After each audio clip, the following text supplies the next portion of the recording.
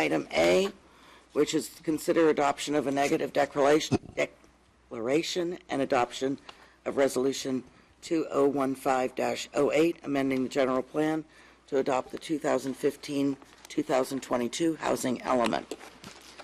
Staff report, please. Yes, thank you, Madam Mayor, members of the council.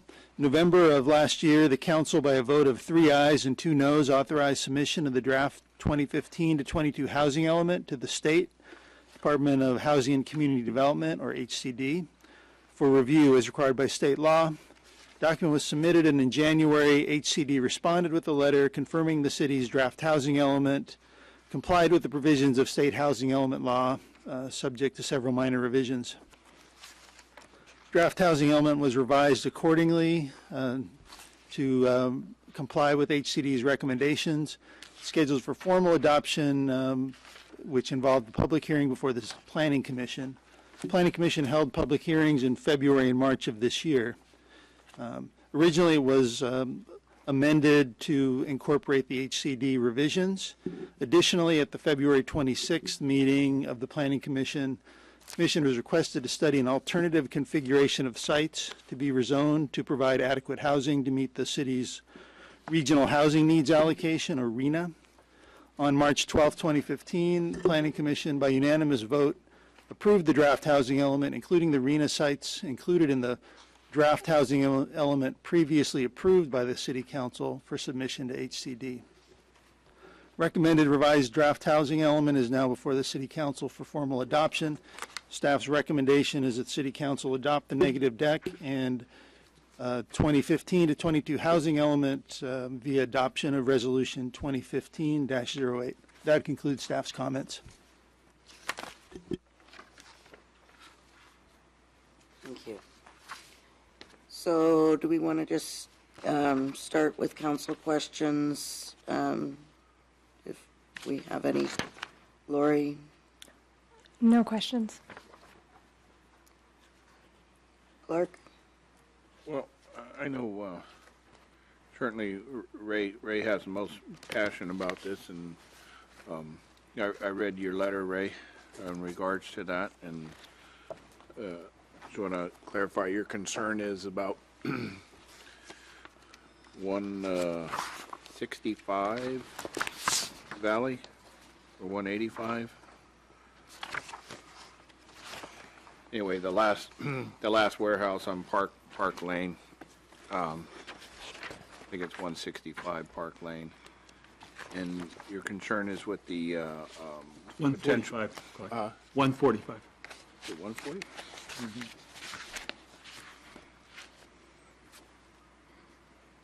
Okay, the address looks a little different here on the on the map.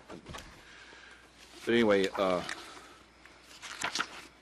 your concern is with the potential of fumes, truck fumes. If I gathered that correctly.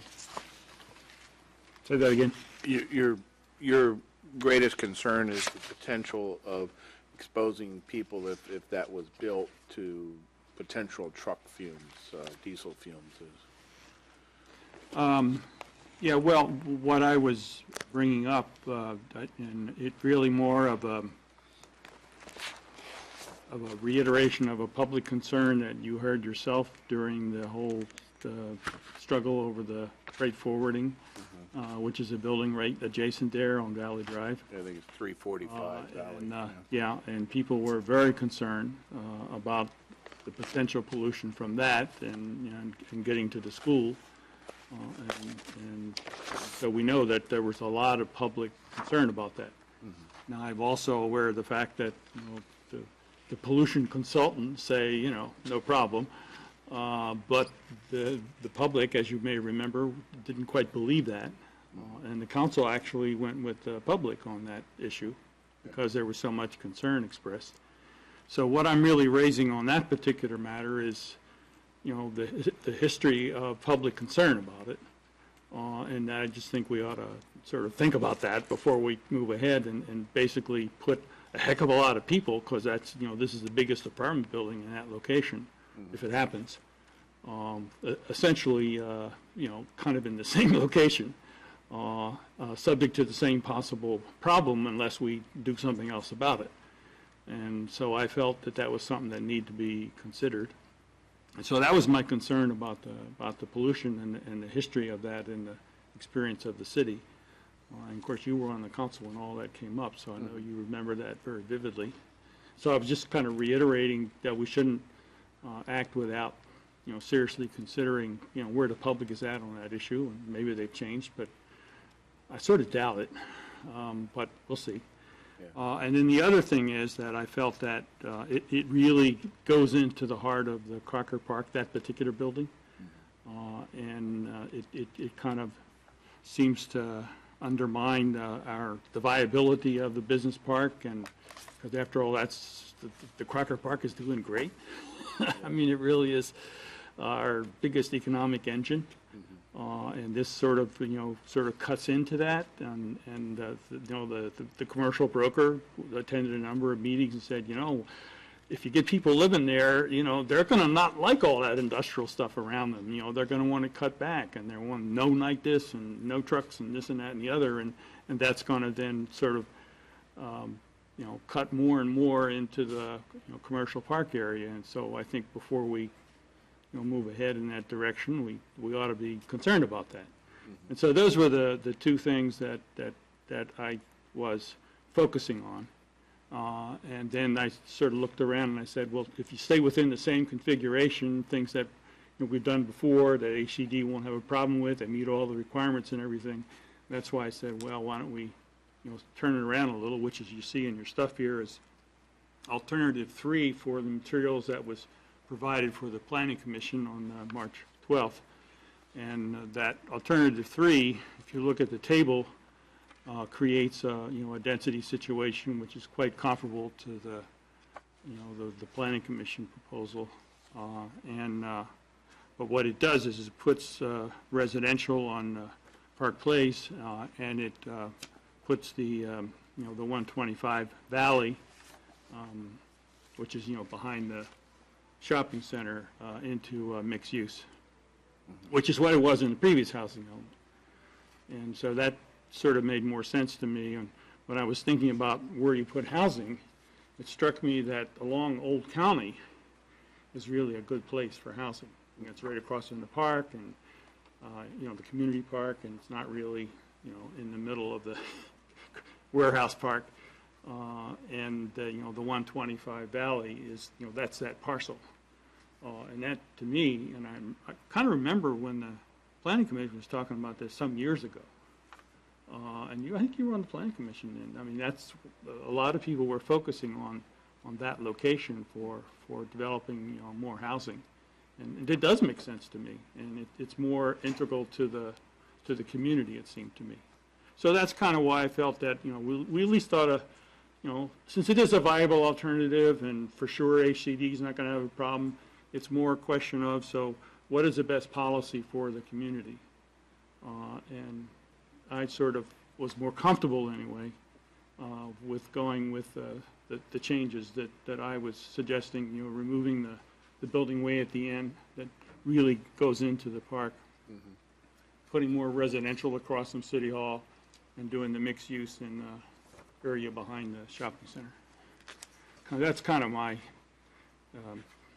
alternative that I would feel sort of meets the community objectives better. But that's just my sense of it. And the major purpose I've had all along is, at least we ought to think about it and make sure whatever we do, we thought about the alternatives and the pros and cons, and then come up with what we think is the best for the community.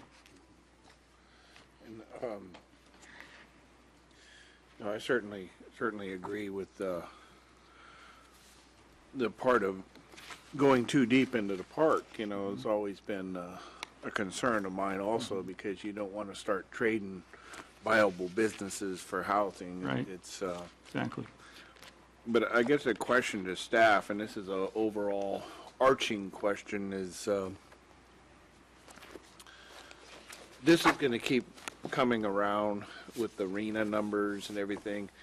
At what point does it end when we say we're saturated, or other cities say we're saturated? I mean, it seems like, we're grappling to find housing, and certainly I think that affordable housing should be one of our goals when it comes to housing, because it's a joke in San Mateo County and San Francisco and all along this North Peninsula. It's just kind of a running joke, I'd say, what's affordable, because, you know, housing prices are really climbing now, and for those that own a home, that's great. Those who want to buy a home, maybe put out on the market by the pricing. The ones I'm concerned about are, from an affordability point, are our service industry employees, our teachers, our police, our fire, you know, all those folks that really do service to the community. So, and I'm looking at you, John, when I'm asking this, at what point does all this kind of saturate? I mean, to a point that, hey, you know, we can't do this anymore, you know? Yeah, I think you raise a very good question, and, you know, housing element law hasn't really fundamentally changed in the 30 years I've been doing this kind of work. And until the state law changes in terms of what the local obligations are, the idea of allowing for some sort of flexibility among jurisdictions, because in some places there are logical places across jurisdictional boundaries that serve a region, and if you look at this as a regional issue, not a city-by-city issue, in terms of, you know, is that, when would those kind of changes be actually implemented, I think is really a good question. I know HCD very recently, you know, they are putting together a study group for the next round of RHNA in the next cycle, trying to get some input on issues that local governments feel are of concern, and some of these kind of concerns have been raised, some of the sort of the artificial nature of these numbers on a jurisdictional basis, and the sort of methodology that yo-yos back, a methodology that gives us 400 units in the middle of a recession and 80 units for this upcoming cycle. You know, the lack of certainty with methodology and whatnot, I think, are all issues of major concern for us. But, you know, again, until fundamentally these laws change in Sacramento, we're going to be sort of at the mercy of what the RHNA numbers are. Okay. Given Ray's suggestion, you had analyzed that? And We discussed that at the Planning Commission. You know, I guess a couple things. We look at the Crocker Park Trail as being kind of a logical boundary line between residential and future residential and the industrial area. We're a little more concerned about creating a mid-block condition where you have industrial adjacent to residential. In no condition is it really optimal, but the mid-block between those two buildings on Park, we think, is less desirable from both perspective, both for a future industrial user and for future residential, as opposed to being separated by the trail. And we also thought that eliminating the truck parking along the back of those Park Lane buildings, those really are the closest parking areas, truck parking adjacent to the school. So again, that could be an added benefit potentially of actually providing a little additional separation from what currently exists. And so those are some of the reasons that the Planning Commission ended up basically reaffirming the council's previous action. okay. So Thank you, Ray. actually, I did have some questions, but also I just wanted to respond to Ray. You know, I was satisfied with what the staff report has said, you know, that it has addressed those issues, the staff report to the Planning Commission on March 12th. And that it makes sense to me that, you know, from an air quality perspective, that having the housing on Park Lane, you know, all in a row is actually less disruptive or, you know, less detrimental from an air quality perspective than having it on a more major arterial road like Valley Drive or closer to Bayshore. So, and also that the traffic issue is the same thing, that it would be potentially more traffic if the housing were in the location that you've proposed. And also, I was thinking the same thing about what staff mentioned about having that buffer with the Crocker Park Trail. I know we didn't include the property on Park Lane that's just as you make that turn and you go north, the one that's south of Purcell Murray. We didn't include that in the housing element, but one idea that I have is that, when we're looking at rezoning, that we may want to include that in the residential area because it's so close to the adjacent building to its south, and also that there's the natural break of Crocker Park Trail to the north, going from there to Purcell Murray. So that seems like a more natural break, as staff suggested.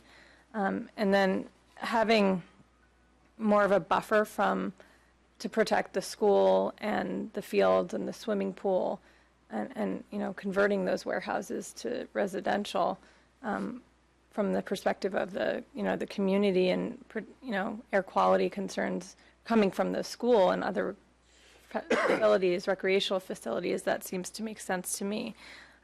And to the argument that we don't want to take away the economic benefit that we get from tax revenue of businesses in Crocker Park, I went back and looked at the analysis that Stuart did for us of the tax revenues that we get from the properties, comparing them with the projected, I guess it was business license fees projected with future property tax from residential. And actually the residential, I believe, was higher in terms of the revenue that the city could possibly get from the properties on Park Lane. So I'm comfortable with what's in the staff report, and I'm glad that there was some more in-depth analysis done, and it, based on the fact that it's been approved by the Planning Commission and staff has studied it, I feel comfortable with moving forward. And also, I did want to mention, I did have a few questions which I was able to pull up that I had asked staff about some additions that were, or the comments that were provided by the SFPUC. Apparently, there's an easement on a water easement on the properties on Park Lane, and I had asked if that would impact any residential development on that site. And staff said it would not material impact the ability to develop the site, that area where the easement is, that it could still be used for parking and hardscape. And it would be taken into account when we go through the precise planning of that. And I was curious as to why Caltrans submitted a comment, because I had asked whether they have any right-of-way over the properties, and they do not. So I know they gave more comments about, here are some programs you can use. It wasn't really comments about any property that they have. So is that just sort of the protocol that we ask Caltrans for comments on projects like these? Anytime you have a negative declaration, we'll submit it to the state, and as a state agency, they'll comment. Okay. Again, I think that's a policy or programmatic direction that they encourage jurisdictions to adopt traffic impact fees. So I think that's more of an overriding policy objective they have than anything direct to this project. Thank you. Just a question. I don't want to carry this on too much, but I do have a couple of responses I want to make to Laurie, but we have a public hearing, so I don't know how much we should get into this before then. Well, I leave it up to the mayor. Well, I have no slips from the public wishing to speak on this issue. Not that that means that there are no members of the public that want to speak on this issue.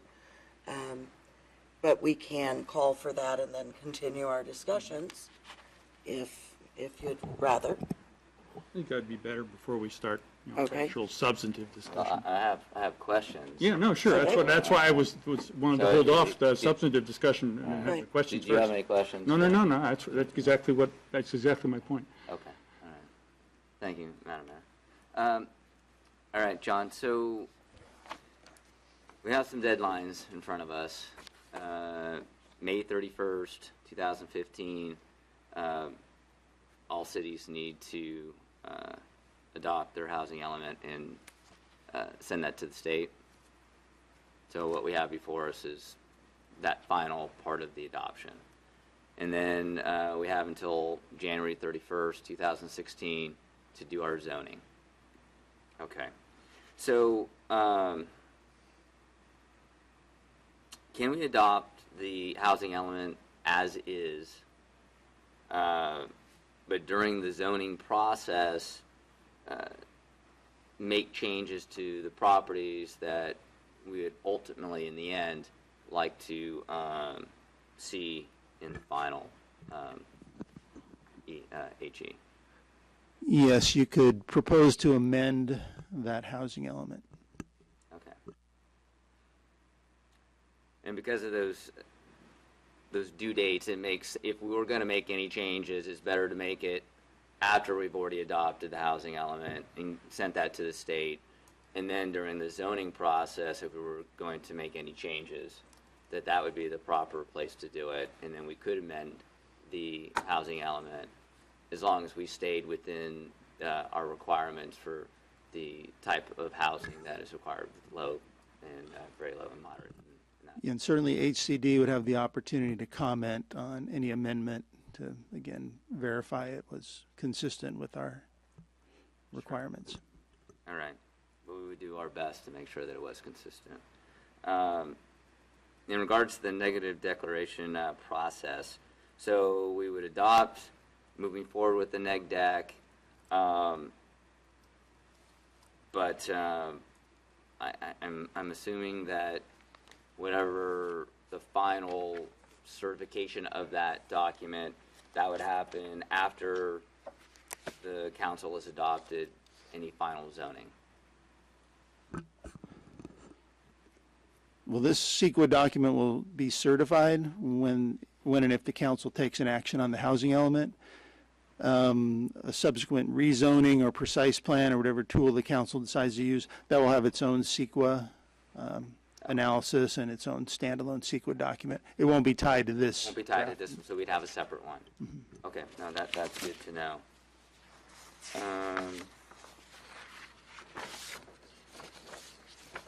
Let's see. And then, let's see, you know, we're going to have some steps moving forward after this process, you know, engaging the community and, you know, as we go through that zoning process. You know, one of the things we talked a little bit about was, you know, how would we bring in the community? And I was just wondering if you could just kind of briefly touch upon that, you know, what community involvement you might see taking place.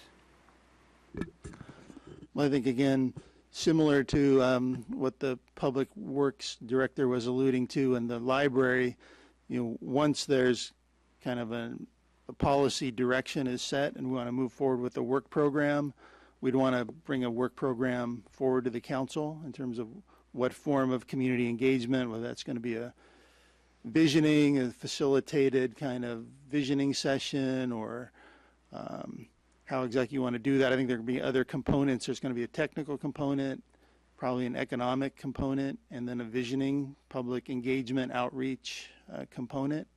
But I think, again, the council will be in the position to determine what form you want that to take as part of a planning program for that effort. Okay, all right, so then, you know, so if we move forward with this tonight, you'd come back with, I guess, various scenarios, various options for us to choose, and I'm sure all those options are going to have different price tags. All right. Those are the only questions I have right now. Thank you. I have one, just a question, out of position. On the second page of tonight's staff report, there's, under environmental determination, in the first paragraph, it said that there are a couple of sections that have been revised. That's the end of the first paragraph there. Could you be specific about what the revisions are? I'll turn that over to Mr. Toon.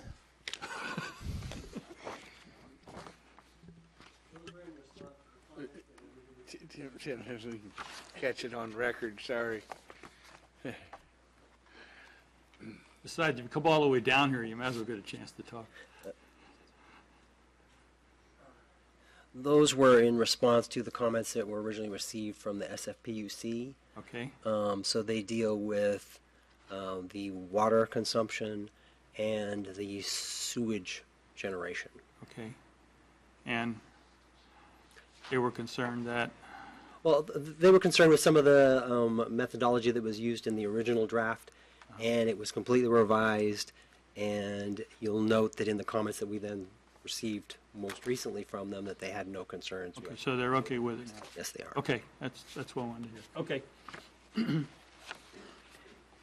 And I had one question for staff, and if we adopt these tonight, I understand it has not gone to the Airport Land Use Committee yet for approval, or CCAG, and I wanted to find out what the process is for that, and if we will still make that May deadline. It's not required, our housing element is not required to, is not subject to ALEC review. And I have documentation in the file if you'd like to see that. Okay, good, thank you. So does that bring us to public comment? So I'd like to open the public hearing to comments from the public. Are there any members of the public here that would like to speak on the housing element?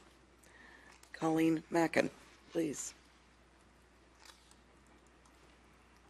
Colleen Mackin, 161 San Bruno. I'd appreciate city staff mentioning something. I read all these attachment documents, and my concern, Councilmember Conway, you put it really well. At what point do we say we're saturated?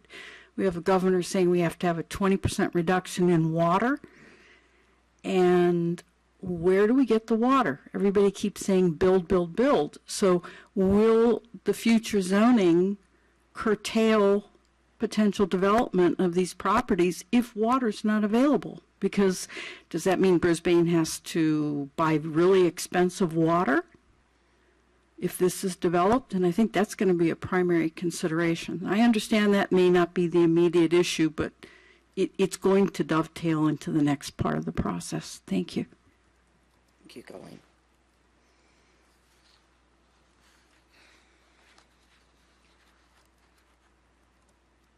Are there any other members of the public that would like to speak?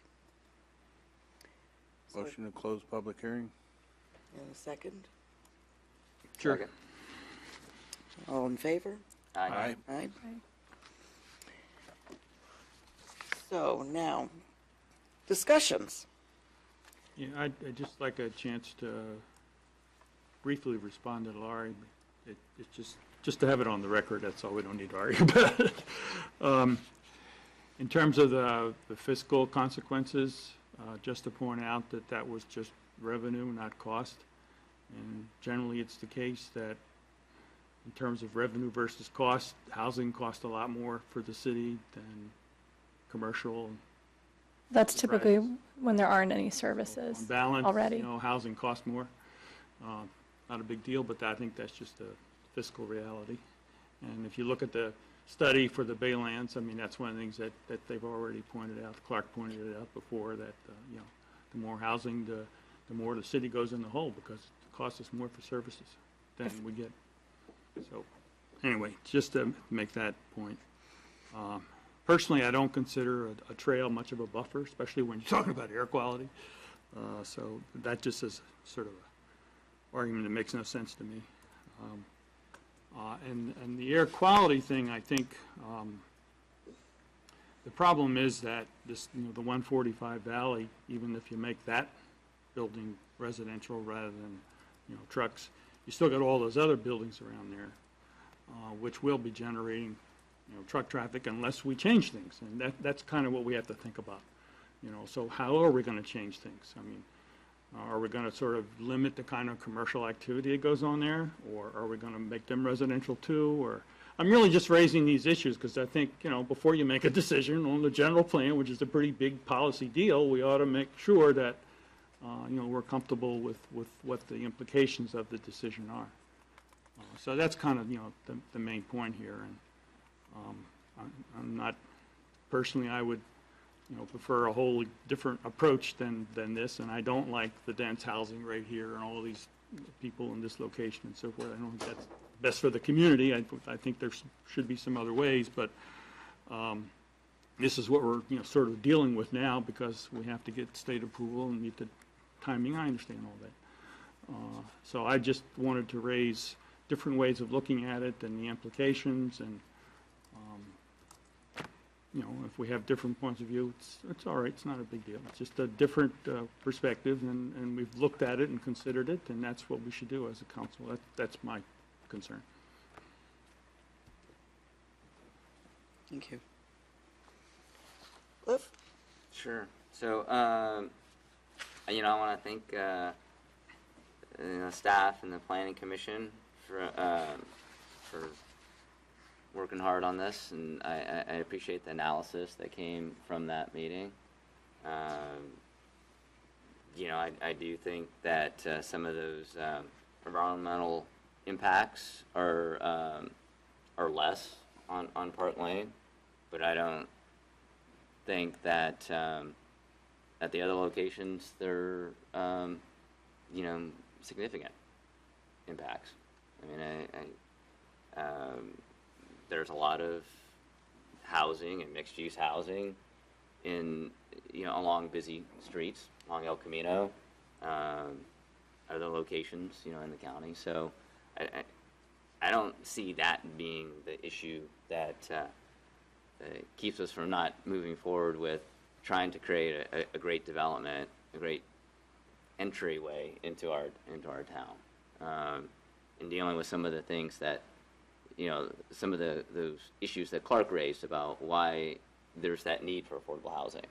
It's about those service folks. It's about sons and daughters. It's about finding an alternative location for those seniors that can't live in their houses anymore.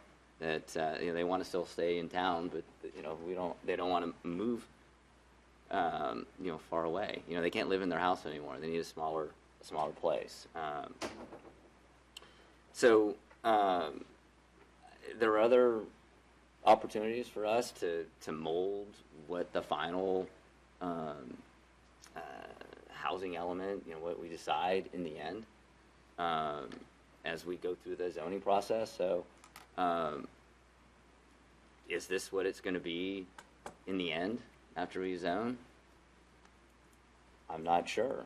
That's why you have those process, to work it out with the community and, really think through what's going to be the best transit-oriented housing, what's going to, stimulate the best opportunities for mixed use so that those property owners want to develop their properties.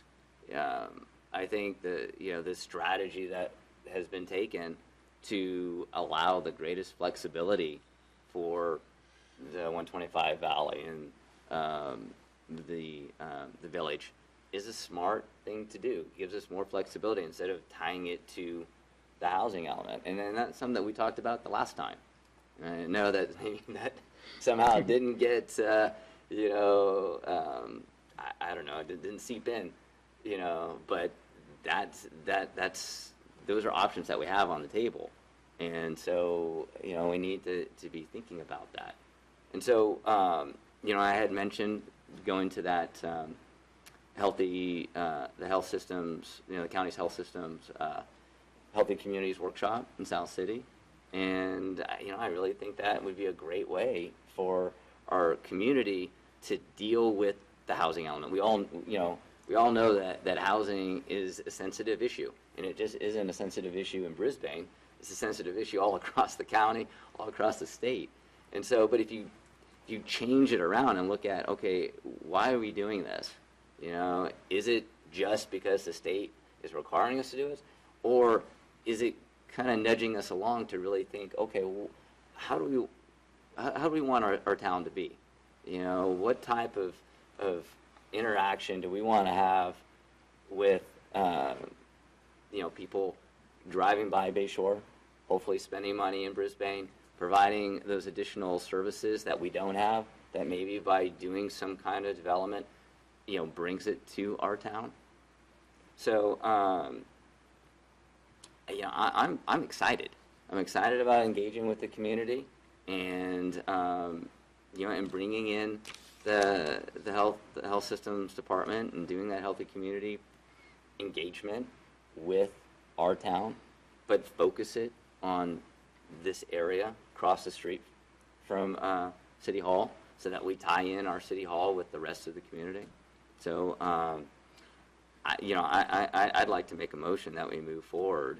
I'm just putting it out there. I know we have future, or you know, we're continuing the discussion, but I would make a motion to recommend adopting a negative declaration of the 2015 through 2022 housing element, the adoption of resolution 2015-08.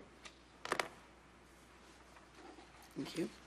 And I'll second that motion, but I would like to continue the discussion. Okay.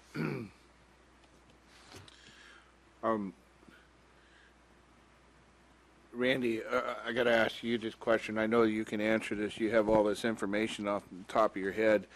So 12, sir. I got to ask, yeah, because Colleen concern was about will water be available and to that nature, and maybe you can kind of go through the scenarios of what Brisbane has, a daily allotment in relation to future development.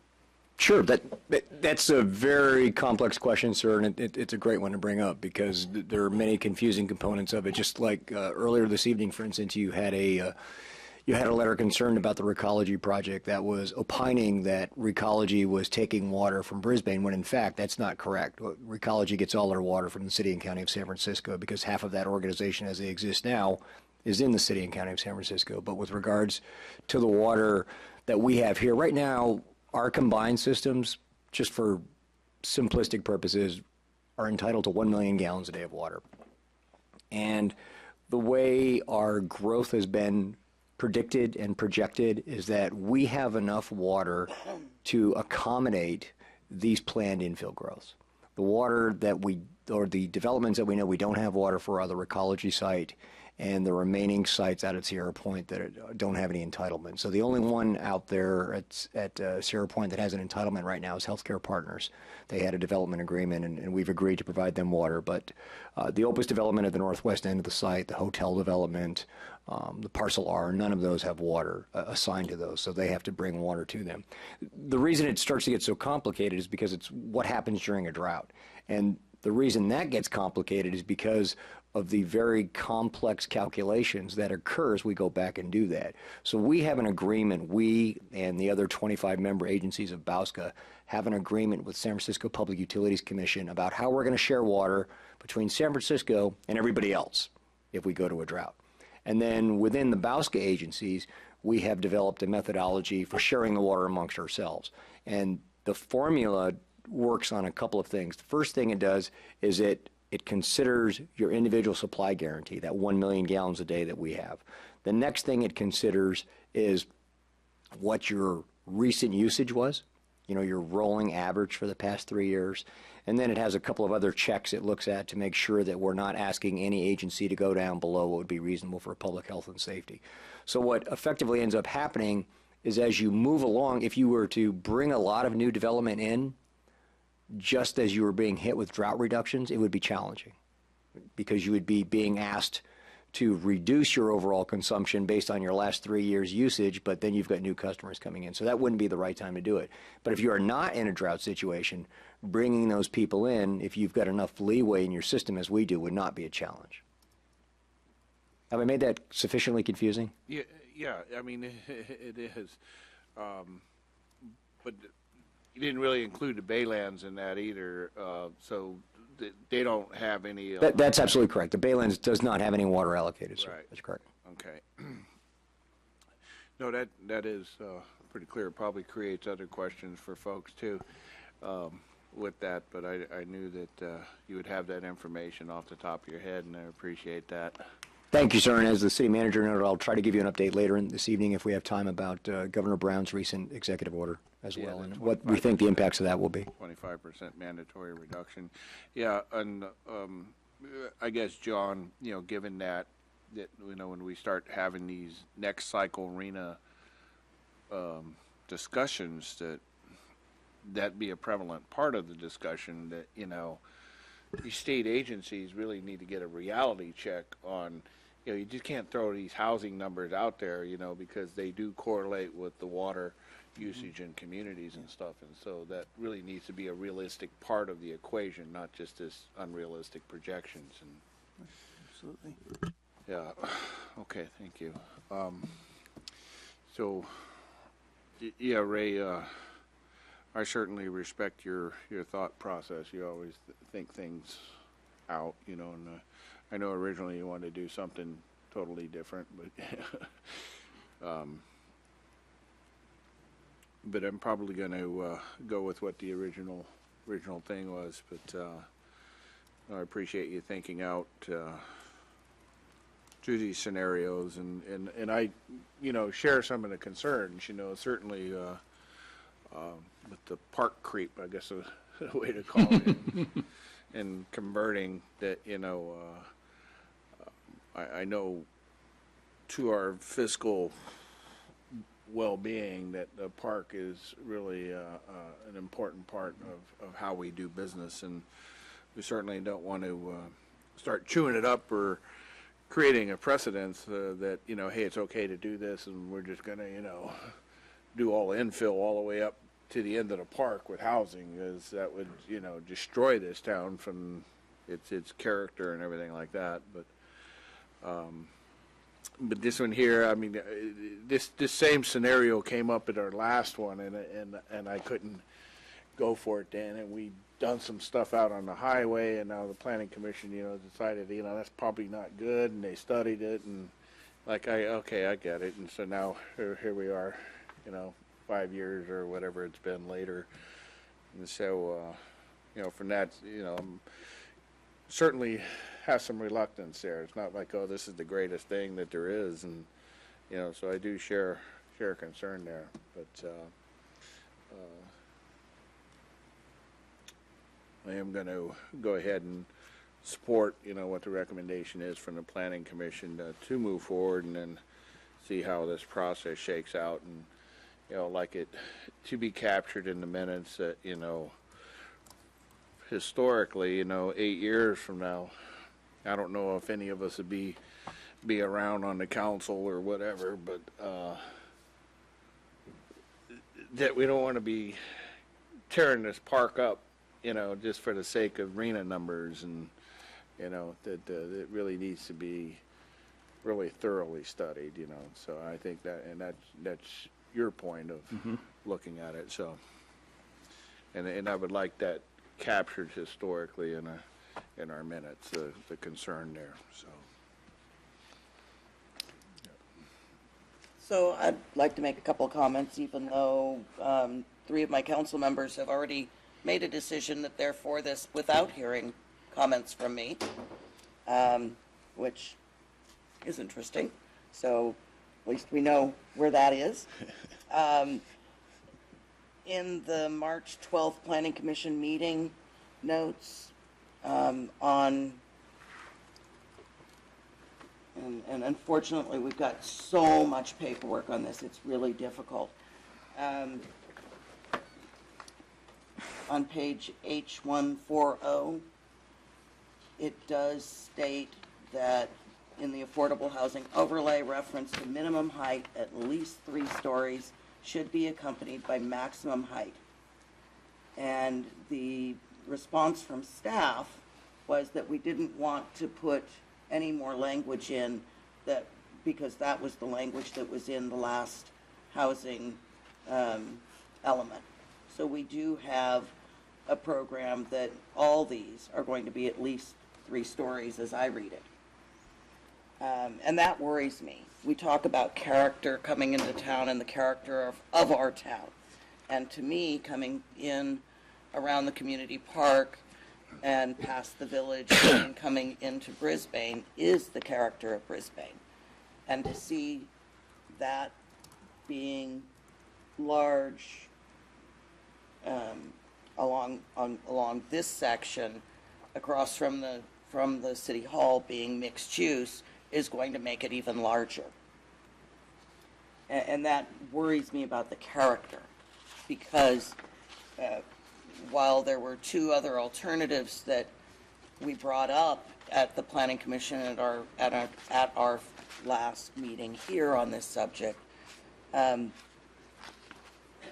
the scenario 2, which was somewhat attributed to Ray, but really was my idea and then morphed into the whole conversation at the Planning Commission level, was that I thought that mixed use should stay more out by Bay Shore and Valley, and that if we are required to make housing, it should be that we make affordable housing and with small units and have more options. And I think that by making it mixed use, we limit ourselves in that respect because we're going to be higher, bigger, and denser.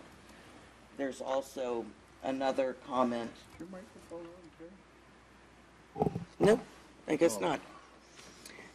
There's also another comment from staff on page III-17 that gives an exception to the 3-story limit. This is in the staff report?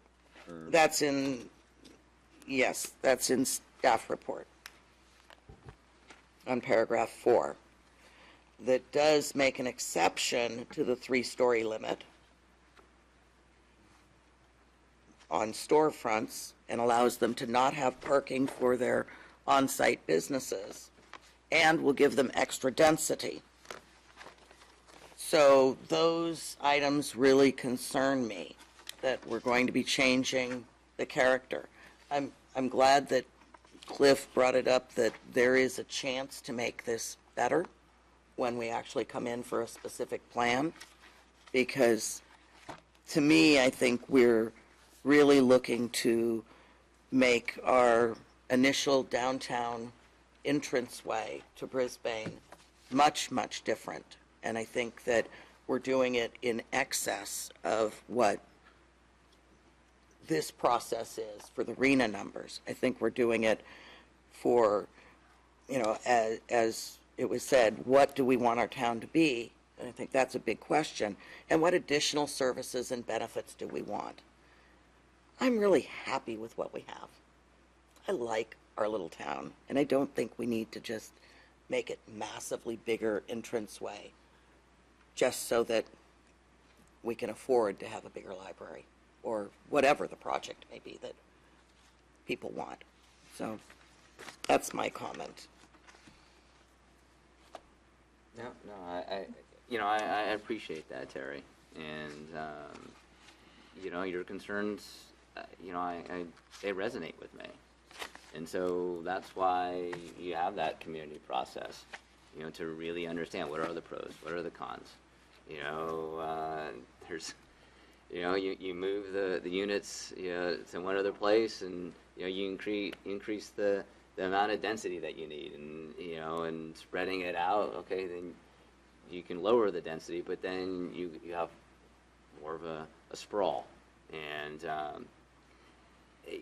changing the front of our town.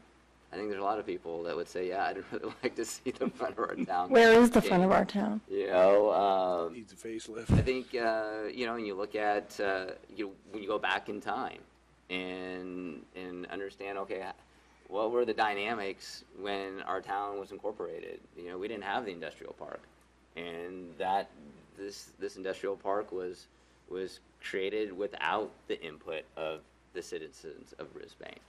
And so that's why you have a giant warehouse right in the middle of your downtown. If we,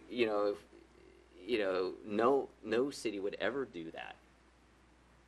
But a city that didn't have opportunities to collaborate, that's what we got. No city in California. Think about Houston. So, for me, it's like we have a chance to kind of redo history, but in the right way.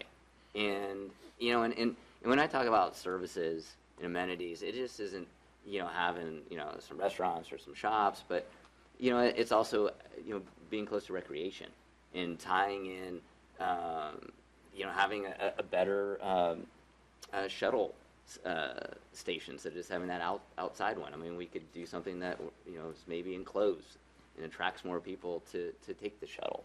I mean, there's just so many great sustainable opportunities. I mean, I really look at this as a sustainability project for our town, and I think if we embrace it that way, then we decide. We can incorporate our values into what we ultimately want to see, and and that's one of the powers of having a precise plan, is that you can create, using form-based codes, what is the criteria for what you want these buildings to look like. And not only does it provide certainty for our community, because this is what we've decided we want to do, but then it also provides certainty for the developer. Say, okay, if I want to develop in Brisbane, I want to develop at these sites, okay, I have to abide by this criteria that the city has stated this is what it wants to see. And so then it becomes a win-win situation. So I'm like I said, I'm very excited about this process and looking forward to partaking in it with the community. Well, my biggest concern is the minimum 3-story buildings, when we've heard from staff in other reports that it's going to be 2 to 3 stories. Through the chair, if I could clarify that language, if that's the Sure. commission or the council's Sure, desire. I'd love to have clarification. What we're talking about is policy HE1D, which is, again, consider changes to the zoning ordinance, and as part of a TOD, so something within a quarter mile of a transit stop. So this isn't district-wide, this isn't anywhere else. It's something to consider within the TOD boundaries. And these are sort of a menu of things to consider: reducing parking minimums, set building heights to allow 3-story development, not require it, allow it, provide for flexible setbacks, promote adaptive reuse of buildings. So that's the language that's we're talking about, and just so everyone's clear what the words are. So the reference to minimum height at least 3 stories is not, I'm not reading that correctly. I see on page, H140.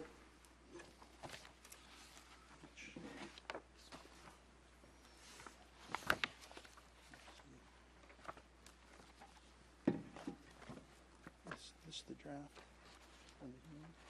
Response to, response 21, Yes. comment 21, says HD1, the very bottom. This is from the draft housing element itself. She's referring to the This is comment. to the Planning Commission minutes of March 12th, 2015. It's page 6 in one spot and H140 in another.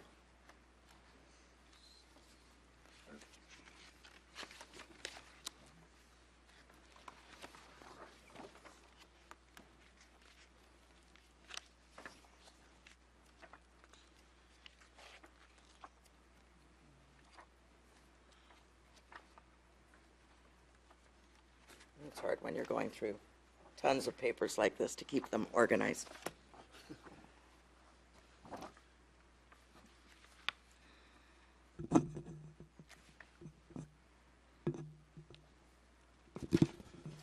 So this was in response to Mr. Miller's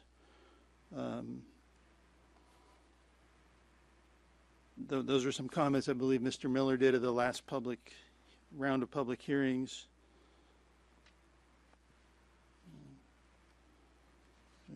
1.5 minimum. And again, that does carry forward through all the, through the actual policy language that I referred to in the housing element itself. That's the language, if there's a concern, you would want to look at. And that's where it says allows for 3-story, doesn't require a minimum of 3-story. That's the wording that's in the housing element itself, so. And then on the section III-17, in the 4th paragraph, within the Park Lane residential AHO incentives to provide higher, Which package are you looking at, Terry? this is in tonight's package. I mean, yeah, I know. but I It's, mean, there's like 5 things here.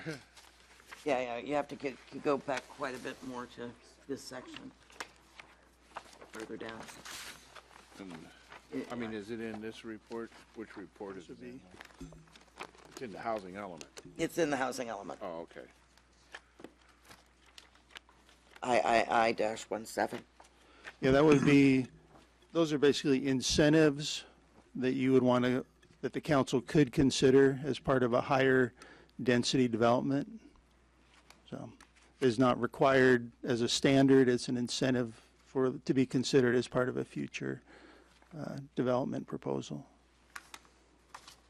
And so stating this policy that up to 30 units per acre, including the exceptions to the 3-story height limit and up to 60%, and exceptions to the 60% lot coverage. Incentives to provide higher residential density, and to allow for retail personal service storefronts without providing on-site parking. So those aren't policies we're endorsing by putting them in this housing element? In this language, there are incentives that the council could consider for a specific development proposal. There's not a policy requirement that you shall allow for this or that it shall be approved. It's an incentive-based, it's not even policy language, it's narrative. I don't think you'll see a policy that actually, maybe there is a policy that matches that, but I don't even believe there's a policy that effectuates this language.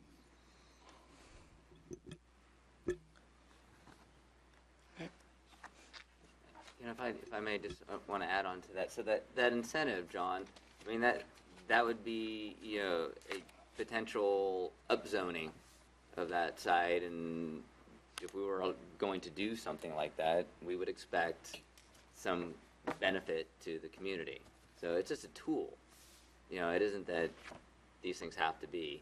This is a tool to incentivize a developer to do something, if that's what we chose to do. Thank you. Harry, I did have some further questions or comments as Okay. well. So, first of all, I just wanted to say, you know, as far as speaking before the public comment, I was only responding to other council discussion. You know, I otherwise wouldn't have expressed myself at that point. And I apologize if there was any concern about the order of things, but I certainly, you know, am keeping an open mind and, you know, with, you know, the public, and I'm considering the public comment that we have heard. I did want to respond to Councilmember Miller's comment about the cost, and I agree we do need to look at the cost of housing, but from my understanding that this isn't like building on the Baylands. This is, you know, Park Lane, which is already has infrastructure. There's streets, there's electricity, sewer, water, you know, so those costs have already been accounted for. So I think it should be substantially less expensive than putting in housing in a place like the Baylands, which has nothing. And the plan that is proposed, that is recommended, I agree that with the staff report that it really does allow for the most flexibility by not touching the 125 Valley site, because 125 Valley and the Brisbane Shopping Center are the entrance to our town. And, we want to retain as much flexibility in what that looks like. We need to go through a much deeper process involving the community to see, how we envision the entrance to our town. And that's not something that I think we can really do through the housing element. So, I too am, like Cliff, am excited about that process. And I feel comfortable, as I've already mentioned, with what's on the table here.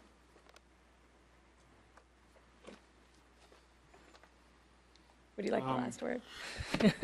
Just a couple of quick responses, and then I want to hopefully closing comment.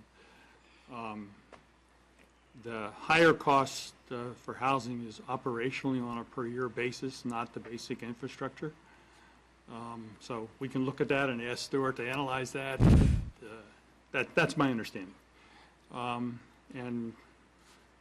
And also I have a whole different view, and I did hear all about the flexibility stuff, and I really think that putting 125 into mixed use still going to leave us as the flexibility we need. And if we change our mind on that, just like Cliff was saying, we can change our mind on that. So the flexibility argument doesn't sway me. It's not persuasive to me. I mean, I heard it, and I'm just not persuaded by it. So other people are. That's fine.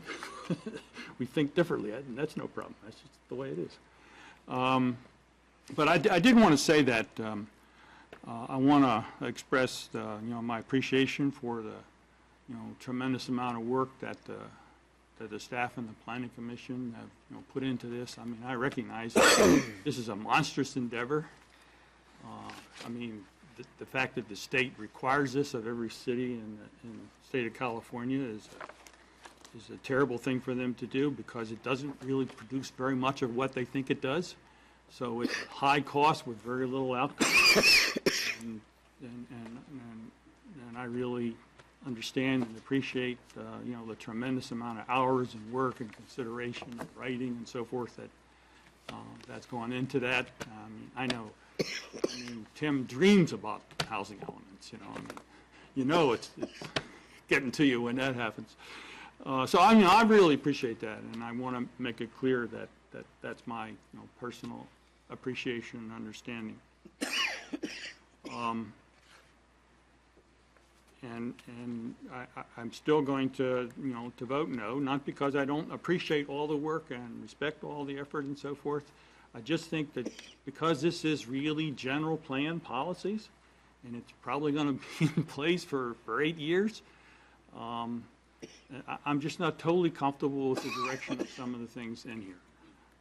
And so I just wanted to express that uneasiness in my vote, but that doesn't detract at all from my tremendous respect for all the work that's going into this. For people who have different views, that's fine. I have no problem with that. I just think that the general plan is our Bible. It's our basic document. It's the most important thing that the city has, and we just need to really think very carefully about it when we make decisions that involve significant increments to the general plan. I agree with you about the housing costs, by the way. I think in general that for cities, housings, from having to service it are higher cost over a lifespan than businesses, just from a service point of view. So we've kind of known that for a long time. It's kind of a rule of thumb approach. So, but it's not going to change how I vote on it. No. So, yeah, and but just let you know, I do agree with that, and and certainly, I think the analysis on the Baylands is going to come forward and show that also.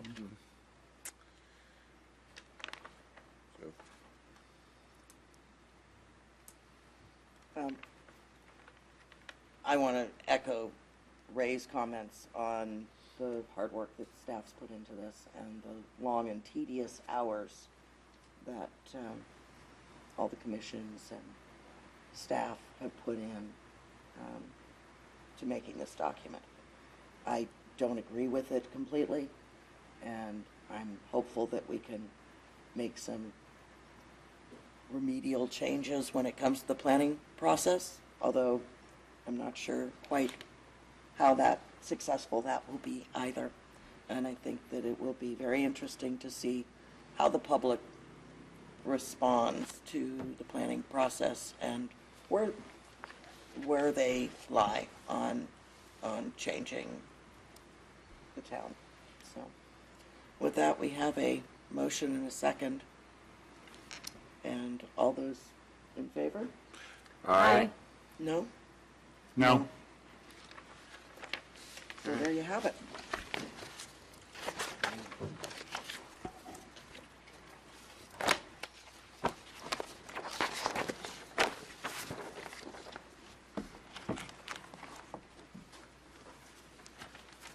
So this brings us to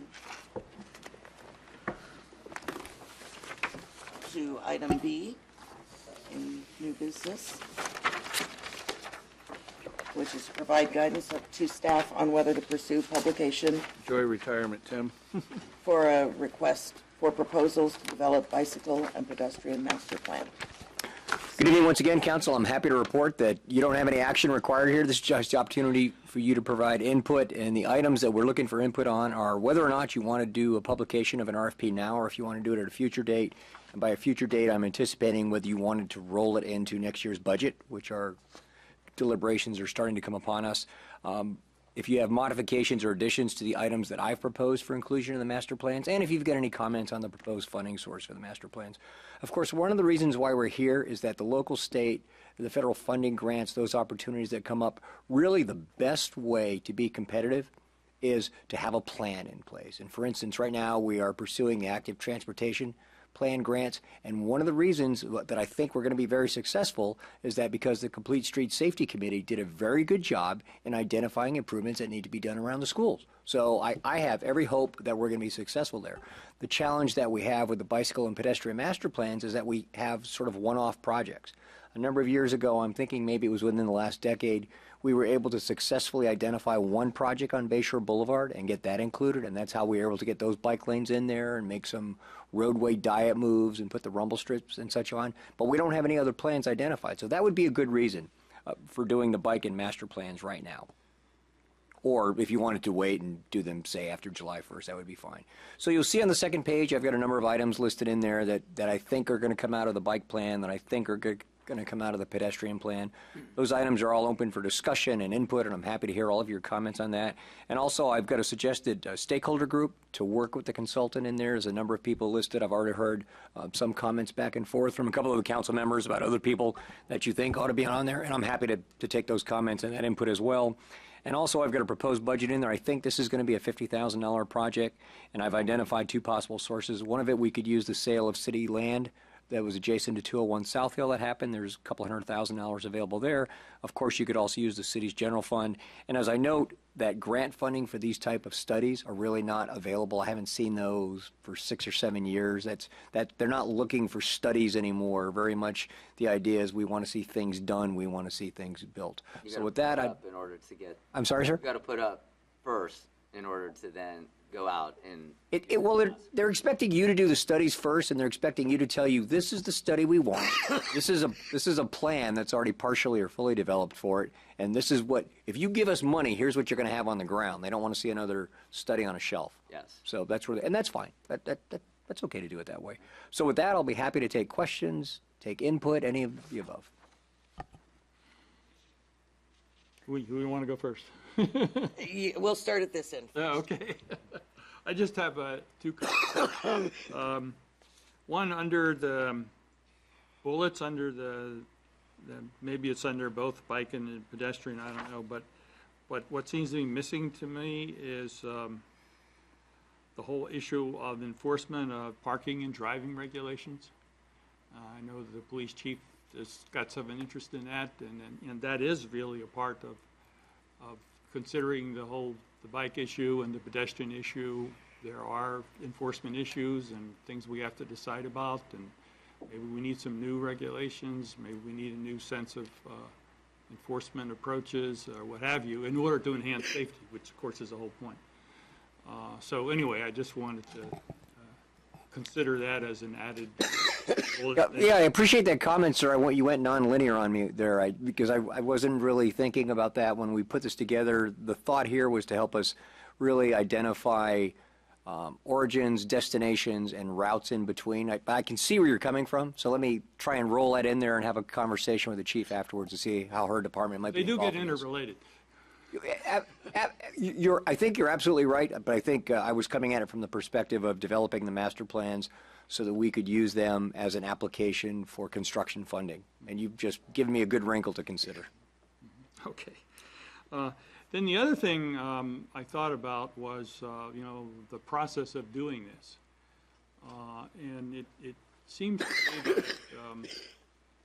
that the bicycle and pedestrian planning is really identified as one of the projects for the Complete Street Safety Committee. And it would seem to me, in terms of process, that it should start there.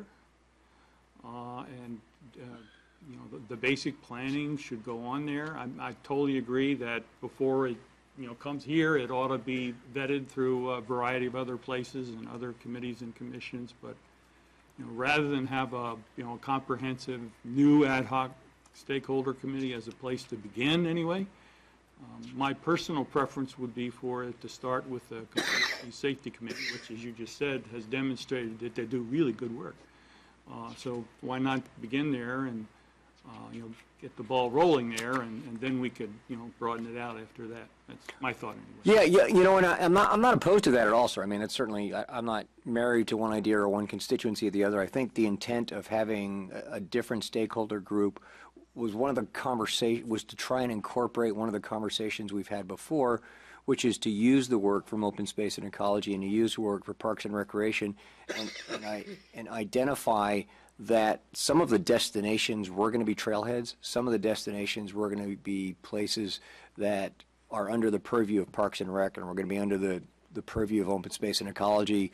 So I was just trying to get them into the tent somehow so that their ideas and their thoughts aren't lost. And if there's a way to have Complete Streets be the primary group and to have those other groups feed into this, just as long as we get the people involved so we don't miss important The latter was stakeholders. exactly what I was thinking about. Okay. All right. If that's the council's preference, I have no objection to it.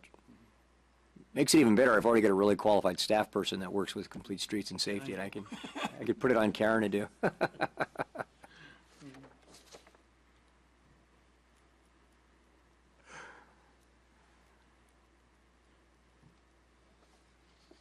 Cliff?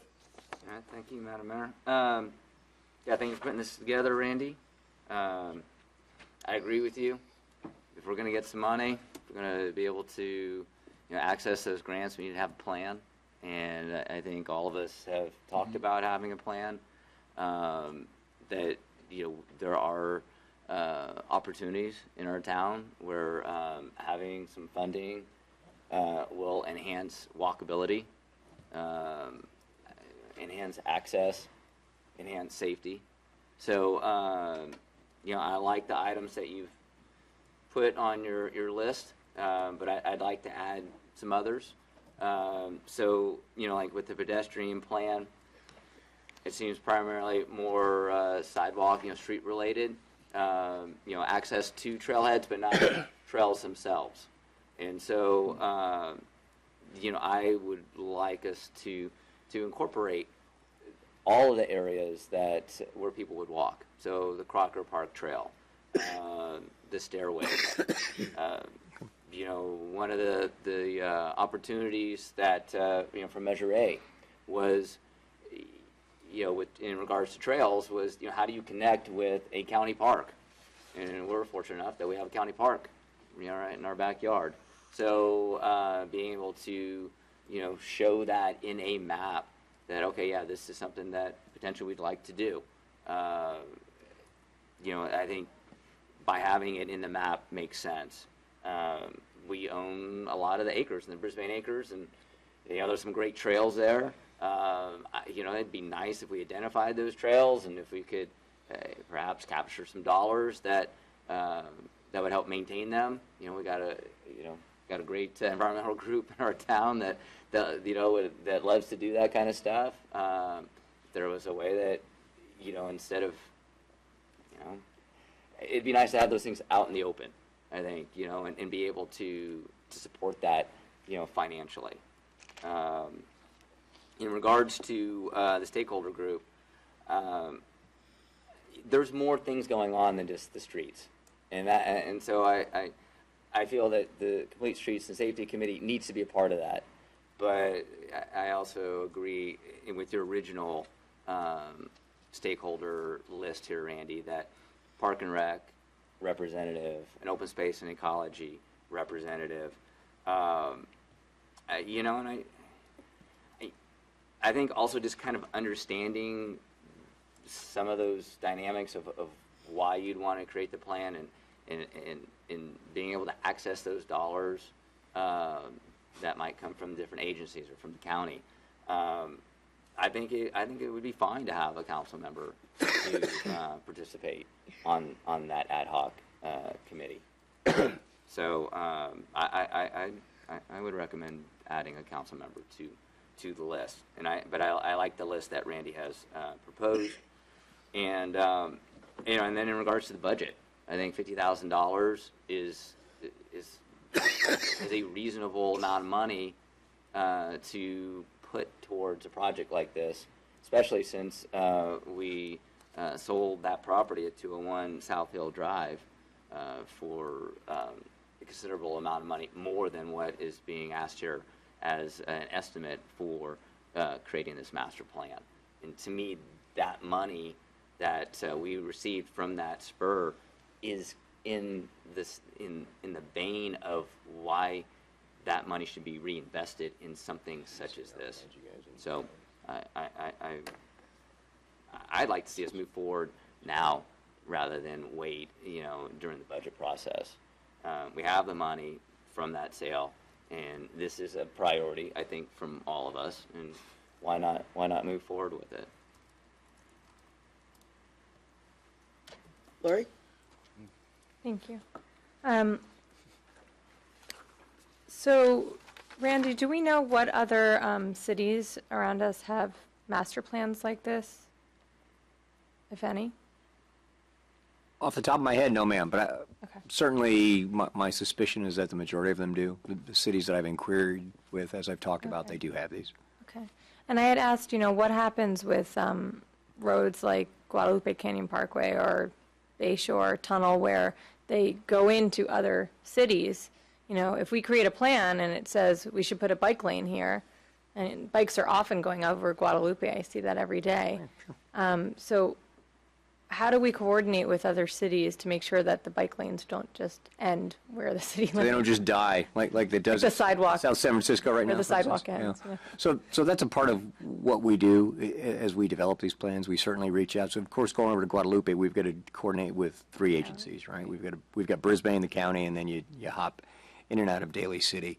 So we coordinate with them, and as I mentioned in my email to you, that also speaks to how we come up with which projects perhaps float to the top for funding, because oftentimes we're not the only people that identify, boy, it'd be a really nice idea to have a Class 2 bikeway in Guadalupe Canyon Parkway. Bicyclists use it all the time, even though it's a Class 3 right now. It's not identified as a bikeway. It really doesn't have bike lane markings. It doesn't have the bike lane striping, but bicyclists use it. I've put more hours on it than I care to remember climbing up and down that hill. But what you do is when you talk with those other agencies, you get a sense of, so we're going to identify this as a bikeway. Do you have that identified as a bikeway in your future plans? What's your estimate of timing for it? And then we try and sync all of our estimates together. And so in some cases, it may be, we may not have a bikeway or a pedestrian pathway that has the most desire, that has the most use on it. It's identified, but it doesn't have the most. But if you can connect it with somebody else's, that is going to be done at the same time, then it's better because it makes more connectivity. You get people a longer distance. So that's how that comes into play. Okay. And I agree with Cliff that, adding Crocker Park Trail onto that pedestrian plan makes sense. It's also, could be the bike plan.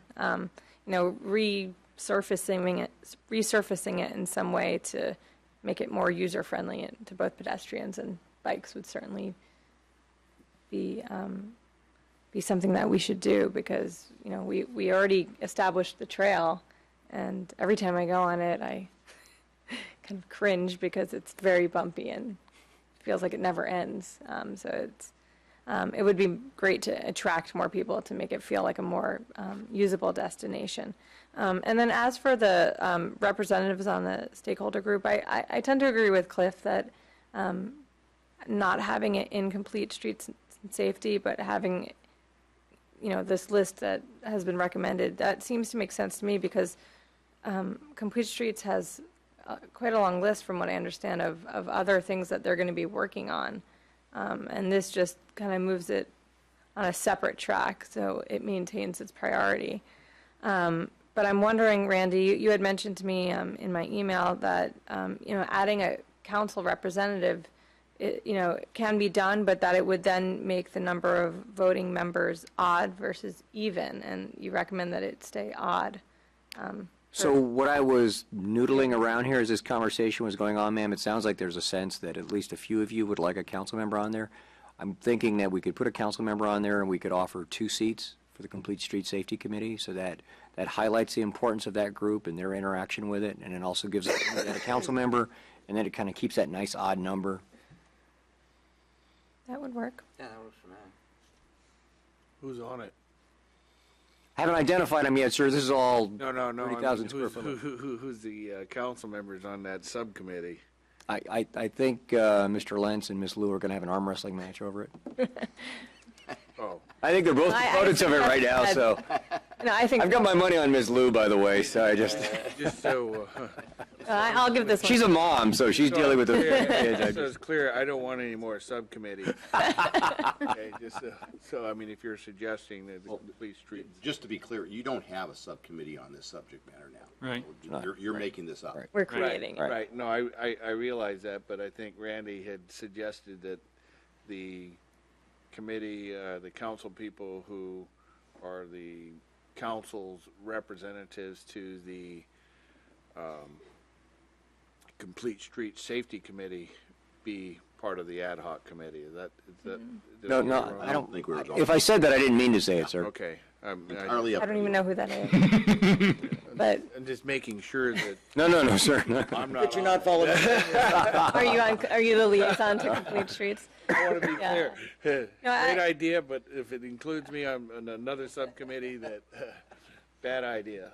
Yeah, well, no, Bob is on this list, and I know Cliff's been very passionate about this, so I'd be Yeah, happy. no, I'd love to do it. I'm very motivated, and, you know, I mean, it's, this is one of those areas that drives my interest. So I have a question for staff. Can I? Oh, Take a I'm turn? sorry. You kind of went down this way and bypassed me and then come back. Oh, I thought, Yeah. I'm so sorry. Yeah, that's okay. So, Randy, Clay, did you guys get the email from Brian Perkins today from Jackie Spears' office? Yes, we did. About You the did. Tiger grants. Yeah. So the challenge with Tiger grants is that we are in what's identified as an urbanized area. And if you're in an urbanized area, the minimum grant application has to be $10 million. Really? Yeah. Yeah, that's the grant, and you've got to come up with 2.5. Oh, okay. So there's some pretty big projects, and I think you all know that Tiger is transportation investments generating economic recovery. Right. So the whole purpose of that is really to put out big projects that really put people to work, that really get industries moving forward and stuff. Right. So the type of work we're doing, we could do every project That's a we've think talked about tank here. level. Have money left over. Yeah, it's $500 million apparently. I guess that's for Right, the whole U.S. right, yes, sir. Yeah. Okay. All right. I just wanted to ask about that. See what your thought was. So now I know.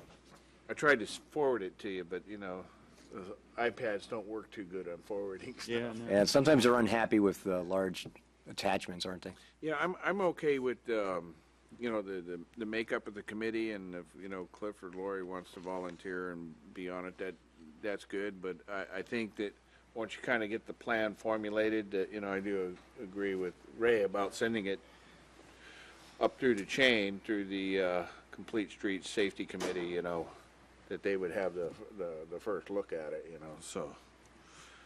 And I'm okay with the budget amount. And so, just depends on what we're okay with, whether we do a supplemental appropriation or put it on next year's, this coming budget, which we're only really a couple months away, right? Sir, yes, sir. Yeah. By the time we get all this stuff organized, we might be there, huh?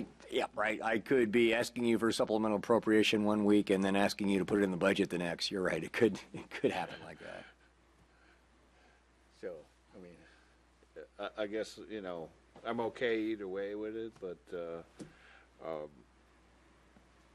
you know, I'll leave it up to staff to figure out the nuts and bolts of that, because you know what the timing's gonna be once you start putting this together, and by the time you get it all done and the committee formed and everything like that, you know, we might be into our budget hearings, so.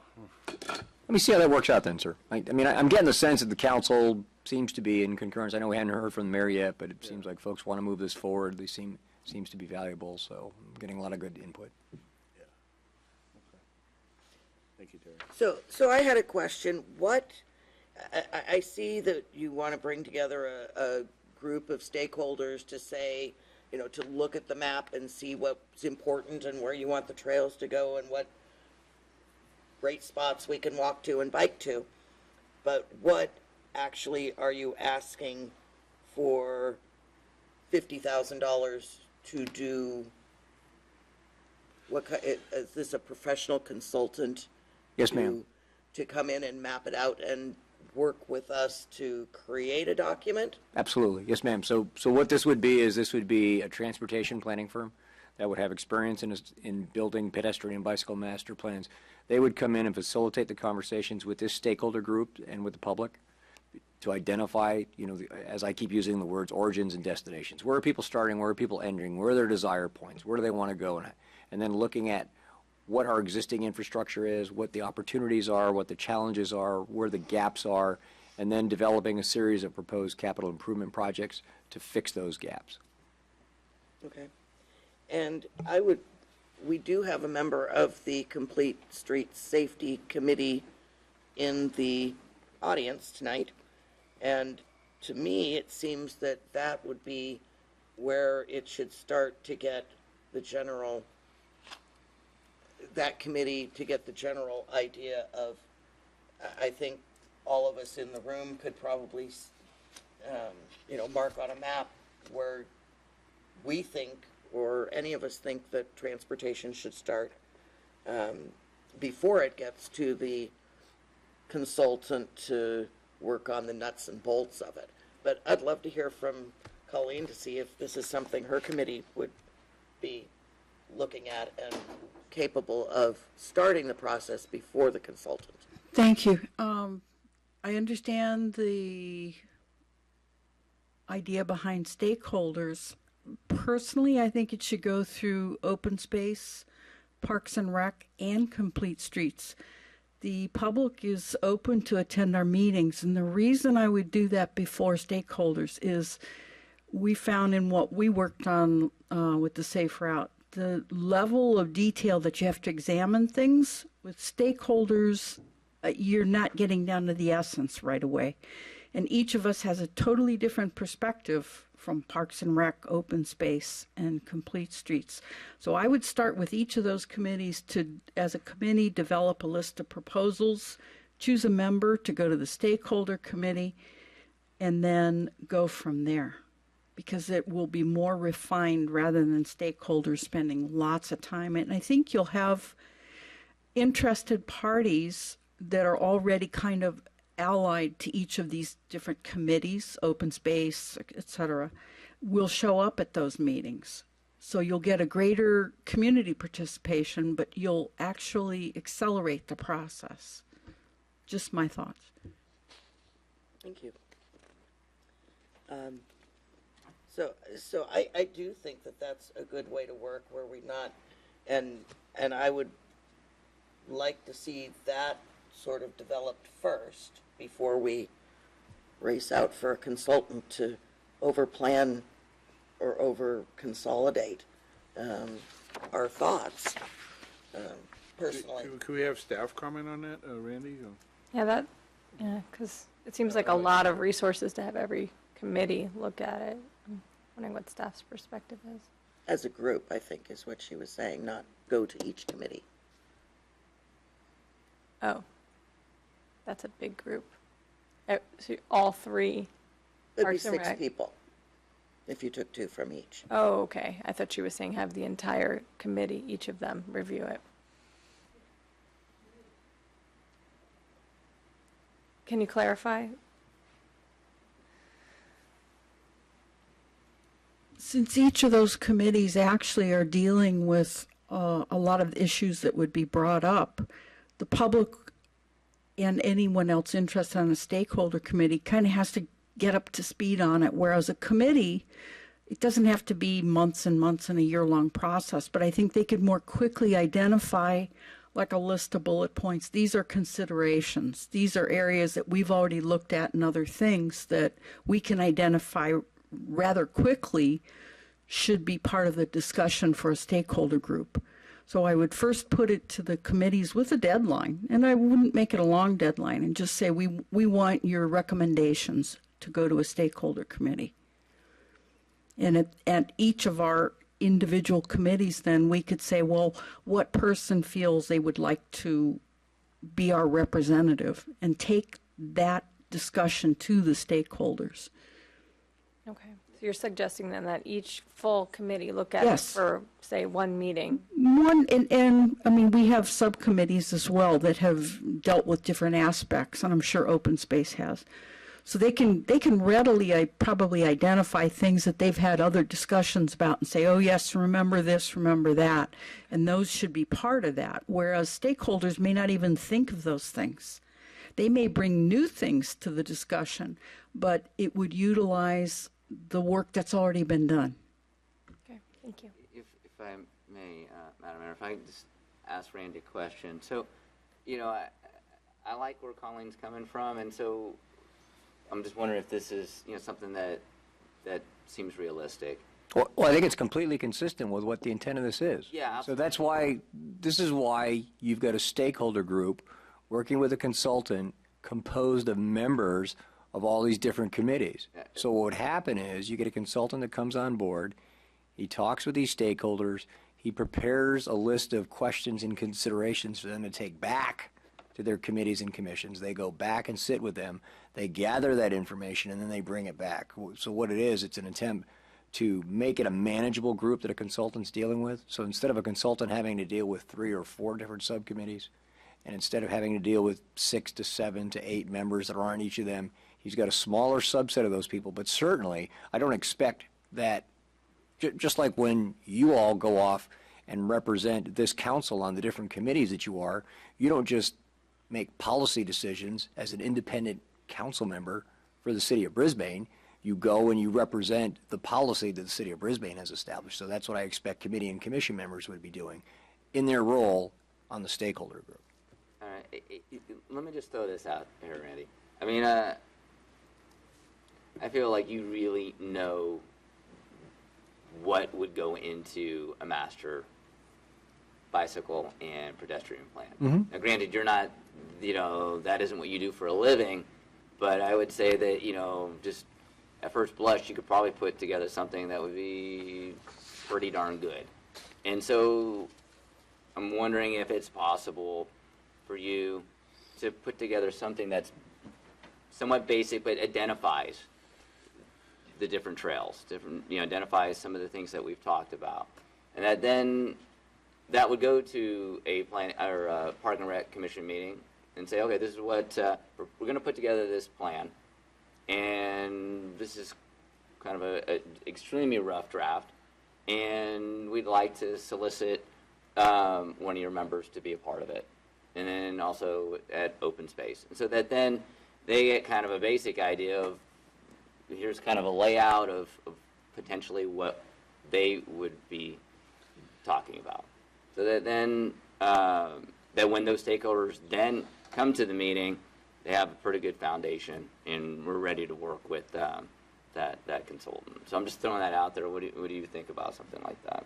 Well, sorry, I appreciate your confidence in me, but it reminds me of a line I hear at church frequently. It says, "I know God only gives me as much as He has confidence I can handle. I just wish He wouldn't have so much confidence in me." Okay. I think if I had this and only this to do, Okay. I would be able to get it done. But I would be lying if I told you I think I've got the bandwidth to be able to put this together. That's really the purpose of bringing a consultant on board, somebody who's got the staff, who can do the research, who can do the background, who can do the CAD, the design, the drawing work, who can spend the time sifting through groups and notes and meeting minutes and putting it together. Certainly, I think I could do it, but I can't do that and do all these other things. No, that makes sense, and that goes to the process that we did for the skate park.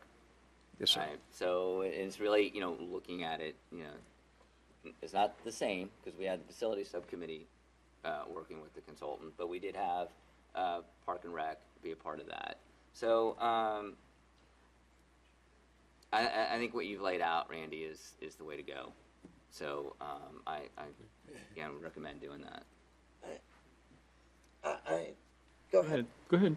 I'm hoping that, I think that it's going to be really important to get it right if we have local knowledge on what our streets and what our town is, rather than starting out with a consultant. I think if we start out with a group that knows our community, we're going to get a better product when we go to a consultant to do it. Yeah, no, that's why we have these different stakeholders, and they will bring that to the table. Now, we probably have a meeting maybe first before the consultant gets there. Maybe if that's what you're recommending. I think the group needs to be formed before we hire a consultant. I think that it needs to be the public group that works on it first with the local knowledge, and then brings their wants and intents to someone after they have at least some idea, because someone who's not familiar with Brisbane isn't going to come in and know. Sure, but I think what Randy was saying is that the consultant isn't just going to come out with some kind of plan. I mean, they're going to take in the feedback. I was adding another layer for Randy to work on, and and he politely declined. Demurred. Right, So if I may, through the mayor and sir, so I think the value of having the consultant in early is that person can be there as that local information is being extracted, as it's being put forth, so it doesn't have to be passed along through one more communication widget. So they can be there, they see it, it's happening, they can talk with people as it's developing. That's what their purpose is to help extract it. It's not to just come in and say, hey, we did a Google Maps flyby of your city, and here's what we think you need. Have a nice day. Send me a check for $50K. It's to come in and talk with these stakeholders, to get that information, to give them the questions to bring back to their groups, so that the local information is gathered, but then it's gathered, and then they get to absorb it fresh as it's raw data, instead of having something that's been put into a map and they don't understand, well, why is that there? And they can't, they have to go back and ask the question because they weren't part of the gathering of the information. They don't understand the connectivities. Okay, I guess I'm just not the biggest fan of consultants for everything on the map. Well, in order to create that plan, you need expertise. I understand. Right? I mean, understand. we want to have a real document I that we could understand. take out to the marketplace. Okay. The other portion, or do you want to make a comment? You look like you want to make a comment. I just want to sort of complicate things further, I guess. Thank you, sir. Pardon me. But I've been just thinking historically, who did what historically, and I think we ought to at least have some appreciation for that, because the whole issue of trails, which I agree should be a part of it. I mean, I have no problem with that, but historically, the Parks and Rec has really been the lead commission on trails. And then when Open Space and Ecology came along, they got interested in trails, particularly like the trails in the mountain. Not so much the Crocker Trail, which is more of a recreational kind of trail, but more open space trails. And then there's an effort to to coordinate between those two groups, which didn't always work that well, as a matter of fact, because they have very different perspectives as to, where the trail should be and what should the priorities be and so forth. And then, of course, the bike and pedestrian, we had, a separate committee for that, and we've incorporated that into the Complete Street Safety Committee. So it just seems to me, it's, my mind is going, how do we do this in a efficient way?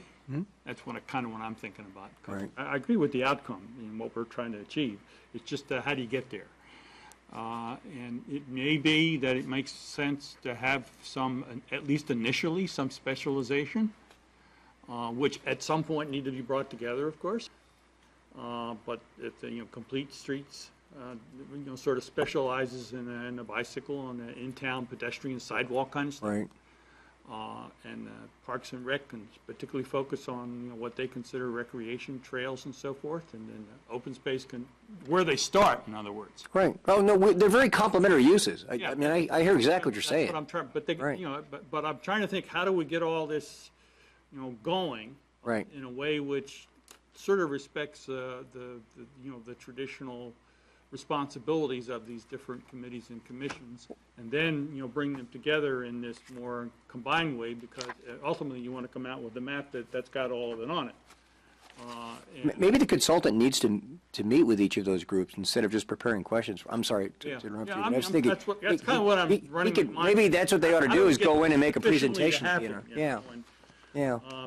Because if we got stakeholders who feel a need to go back to their group and they're not going to be able to communicate necessarily all that Yeah. effectively, then there's a loss of communication. And Right. Anyway, I'm just trying to figure out how do we make this happen in a more efficient way.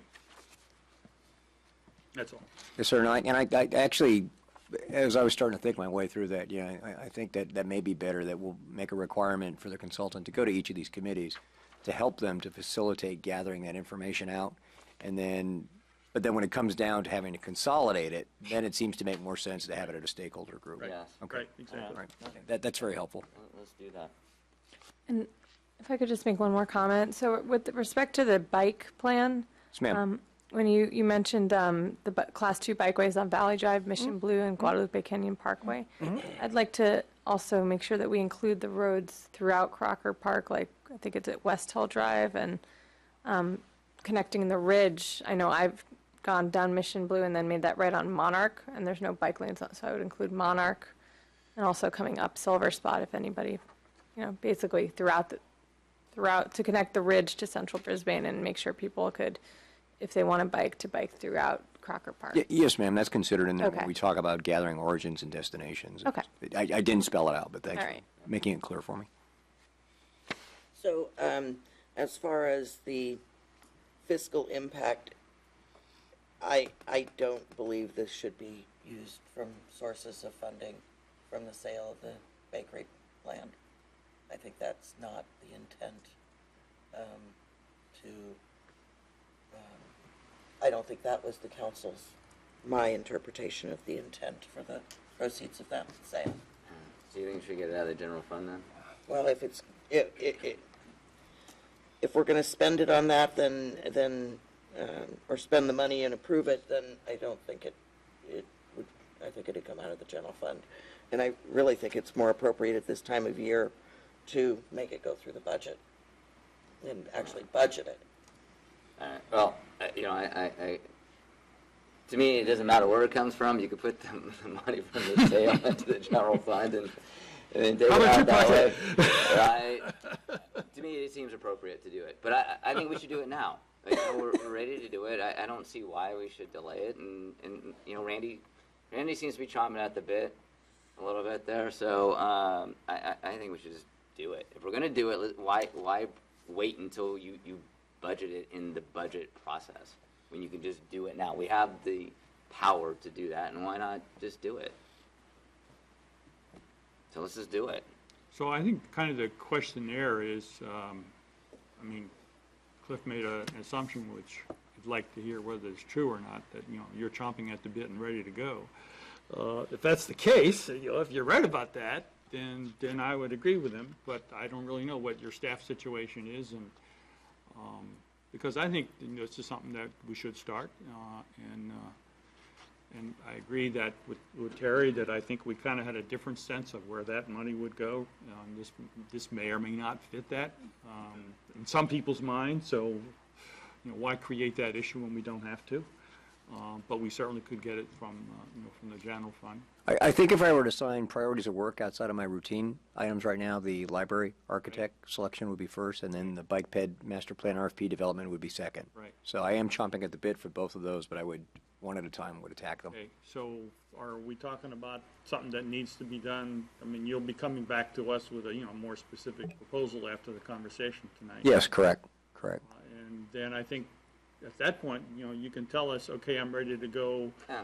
and I'd like the money, or we can build it into the budget process. Right, and if I'm able to get it to the council before we have the budget decided, we can do it as a supplemental appropriation, or if you're There's- more there's a- comfortable putting it in the budget, we can always do it that way. Before you do it as a supplemental appropriation, you do have $50,000 still left in your one-time projects in the city council budget. Oh, that's right. So we That's already true. have it. So That's if, another possibility, yeah. so if you would like to do it this fiscal year, you can just allocate that $50,000 Okay, that makes, towards that. yeah. That makes it easy. Thank you, sir, for No, that's bringing good, that up. yeah. Okay. But the key is, when you're ready. Right, okay, sir, all right. Yeah. No, that makes sense. Sure. Okay, So do I have a motion to extend the meeting to 11 o'clock, because that's my limit tonight? so moved. Second. All in favor? Aye. Aye. All right. So we got to pick it up here, folks. All right, let's So is this guidance enough? or do we Absolutely, sir, thank Okay. you all again. Vote on it? All right, good. Moving right along. So consider creation of an ad hoc committee to review all private art installations as allowed by the city's art ordinance. Commission asked me to give a 30-minute presentation on this. I will keep it short. Recognizing that it's going to take about 12 to 18 months to create implementation guidelines for the public arts ordinance, and knowing that we have a project that has already hit the limit for their building permits, the Parks and Recreation Commission discussed creating an ad hoc committee. The ad hoc committee would be members of the City Council Arts Subcommittee, the Parks and Recreation Arts Subcommittee, one or two interested members of the community. So we would ask the community members we would solicit them. If we have more than two, we would come back to the City Council to appoint two, and then to invite a representative of the developer who is required by the ordinance to be on that committee as well, to make sure that we're all moving in sync as to what that public art piece would be, and that when it comes back to the City Council, there would be some agreement within the community that that is a good idea. Good idea to me. I'm good with that. Yeah, my only question, it looks as if it leaves out going through the Parks and Rec Commission. Well, there'd be, the Parks and Recreation Commission would have Have a member. would probably have, I think we have 2 members. 3 Yeah. at this point. Yeah, we got 7. Because our Public Arts Subcommittee has 3 members on 3 it. members on it? Yes, We got 7 Okay, members. so you got 3 of the 7. And Yes. they're comfortable with that? yes. Okay, This is their recommendation to you. okay. No, I just want to make sure. Yep. Okay. Laura, do you have any? No, just that this makes sense to me, and in conversations with city staff about the skate park, I've talked about, my idea of putting a mural on the wall behind the skate park, and right now, the Chamber of Commerce, Mitch Bull, is reaching out to the owner of that property to see if they would even be amenable to that, letting the city use the space. But that might be a potential project to be considered, because the amount would pretty much match, it would probably be in the $50,000 to $60,000 range, which might be about the same amount that we get from the building out at Sierra Point. So, Oh, for a city project, what was that? for the city project. Right, instead of having the developer at 7,000 Marina contribute to put art on their own on site, then they would have the option of contributing to an in lieu fund, and then that money could be used to put art potentially, if we wanted to do a mural, that could be something that gets discussed Yeah. in this subcommittee. But I think isn't the property owner wants to put art on their site? That's probably likely what their inclination would be, That's but up they to don't, they may not know that we have a potential project in mind. I think they've indicated that, but, Yeah, we'll see what happens. I mean, actually, Stuart's Certainly been worth trying to it. get in touch with them and see where they're at. We'll see. It's worth a conversation. Okay, I'm on the art committee, so Myself, I'm in extreme pain right now, so I make a motion to consider, to create the ad hoc committee. Second? All those in favor? Aye. Who else is on the committee? I am. You are, okay. Okay, Lori. All right, got it. So then, item D is to consider authorizing the mayor to execute agreement with the County of San Mateo and San Mateo County Cities for facilitation and coordination of animal control services. So moved. Excellent staff. Did Michael get a chance to speak? Um, No, he did. He talked. We have heard him, but Well, no, I'm making a motion, I'll throw it on the table. I mean, it's, this is an annual thing, so. it's an annual thing, and unless there's something that staff feels they need to comment on. The staff report speaks for itself, but I'll be glad to elaborate if the council has that desire. Second? All those in favor? Aye. I did have one comment. Oh, sorry, I didn't. So I had, We already voted, no. when this was on the agenda for the last meeting, I had sent an email to staff about, it made me think about, all the cats that have gone missing in town recently. And, part of this contract says that there's, licensing requirements about, that the cats have to, or the dogs or the cats, have to be registered and licensed with the city, which, I'm not a pet owner, so I didn't know that that was something that was required. But it made me think about whether, are there maybe some pet owners who don't know about this, who haven't been registering their pets? And if so, would a public education outreach campaign be helpful in the event that cats or dogs go missing? Then, it's more likely that they'd be found if they're licensed. I think they were feral cats is what they were talking about. Well, no, I mean, people's cats have gone missing, but I think that most responsible pet owners have their animals chipped. And Okay. most responsible pet owners know that there is, that issue. So, Okay. I mean, it certainly wouldn't hurt to put it on our website or to let people know, but I think most people have that knowledge. And I think that was the response from the police department, that they indicated that they would be able to place an article in the Star and use the police department's social media outlet for publicizing the licensing requirements, so that people could become aware that if they license their animals and if the animals do get lost, there's a better chance of finding them, although I think I would agree with the mayor that most people do chip their animals these days. Thank you. That was it. So do we still have the motion and the second on the table? Yes. All those in favor? Aye. And that brings us to city manager's report on upcoming activities. Is that on? Yes. Were you yielding to me, sir, while you were besmirching my briefness? So would you like to do Silver Dragon first? So Silver Dragon is an exercise that countywide. It's going to be happening on Thursday, April the 23rd. It's sponsored by grants from the Centers for Disease Control. It's led by San Mateo County Public Health. Over the years, the exercise has alternately been used as a means of evaluating the challenge of pushing prophylactic medicine out, so, for instance, in case of something like an anthrax attack. And it's also been used as a means of conducting door-to-door health checks. We've never done it here in Brisbane, but we've had Brisbane CERT teams and Brisbane staff participate in it over the years. This Thursday, or on April the 23rd, it is going to be here in town during the actual exercise. We're going to have CERT teams from Brisbane, Pacifica, and Daly City distributing packages that have various public safety messages to pre-designated streets in Brisbane. If you're interested, the Field Incident Command Post is going to be up at the Mission Blue Center. It's going to be conducted from the city's recently commissioned Field CP, an alternate EOC vehicle that we have. The light snacks and coffee start at 7:20, so if you'd like to come up and do that, that's great. And I certainly think it would be nice for some of the council members or one or two of you to show up and thank the people who are participating. That's always very much appreciated by them. The exercise brief starts at 8:20 in the morning, and the exercise itself goes from 9 to 11:30. So there will be people wandering around town. We're getting the information out on the city's website, out on the city's blog, so folks will know that, yeah, there are people going on, and it's just an exercise. So I'll be happy to take questions. What was the date again? This is going to be Thursday, April the 23rd.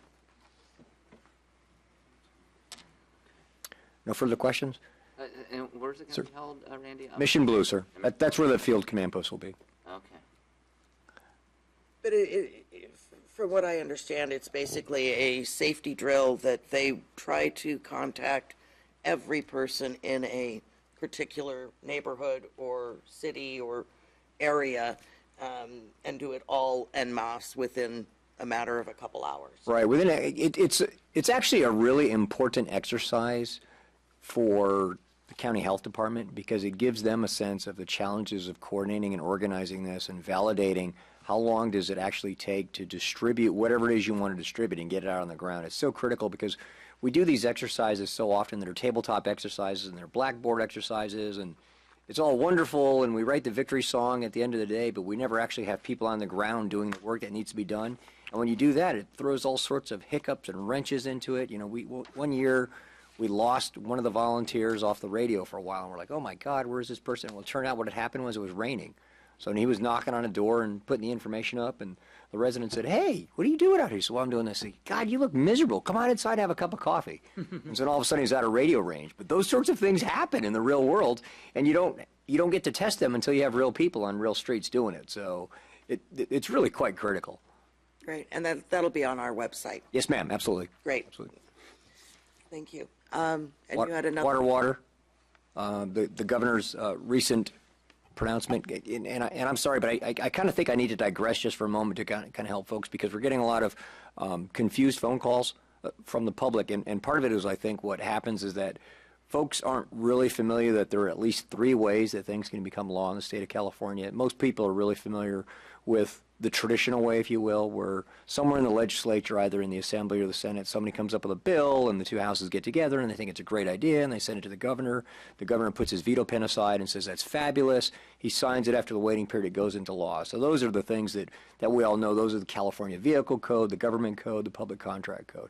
Another way, of course, that you can get a law passed in the state of California is you can get a proposition. So people can put together, you get enough votes, you can put it up on the ballot, the Attorney General's got to help you write up the language, and that could get passed. The third way that most people just really aren't familiar with is the one that we're dealing with tonight, and that's when a state agency believes that as a result of its charter, as a result of its enabling legislation, that they can make a regulation that they can enforce, that they can make people follow. And so they come up with this regulation, they come up with this rule, they pass it over to the Office of Administrative Law, and the Office of Administrative Law looks at it and they say, yes, we agree, or no, we don't. And if they agree, it goes over, and that goes into the titles. So the ones you're most familiar with, like Title 24, the Building Code, that's from the California Code of Regulations. That's an administrative law. Now that is effectively what Governor Brown has done in this case. When he made his executive order today, what he did was he ordered the State Water Resources Control Board to go off and develop regulations to implement very specific changes that he wanted to see. So one of them, of course, is the 25% statewide reduction across California. So what do I think the impacts of that is going to be on us? Well, there's one thing that's straightforward that I think they're going to impose, so we just started doing it right away. Stop watering public medians with potable water. So we're turning our public medians off. We think that's just going to absolutely happen. There's a question as to whether or not, a question in my mind at least, as to whether or not our tiered water rates are going to satisfy whatever the State Water Resources Control Board comes up with for conservation-inducing rates. I don't know what that's going to look like yet because they haven't promulgated their proposed regulations. So who knows? It appears that they are going to require that the city no longer permit new development that has outside lawn or shrubbery unless it has drip irrigations. That's going to become a mandate. Not that big a deal. The biggest question is really, are folks like us and people within the regional water system served from Hetch Hetchy going to be required to reduce more than we already have in consumption? And the reason I say that is, as I was just talking today with Jerry Flanagan, our utilities engineer, at the end of last year, we were down to 46 gallons per person per day as an average use. That is incredibly low. We're clearly one of the lowest within San Mateo County. We're one of the lowest within Bauska. We're one of the lowest in California. There are still people in San Mateo County, because they have bigger homes, they have bigger lawns, they have large animals, bigger even than my dogs, if you can imagine, that are using 120 gallons a day. There are people in Southern California using way more than that. So one of the things, if you carefully read through the governor's order, is that he allows the state board to have sliding scales. Now, what are they really going to come up with? I don't know. But I think I can sit here and make a pretty good argument that a community that's only using 46 gallons of water a day should not have the same exact ratio of required additional reduction as a community where people are using 120 gallons a day. It's completely different. I think 20% of 120 takes you down. You're still using almost 100 gallons of water a day. 20% of 46, really? You're going to go down to using 30 gallons of water per day? That's the proposal?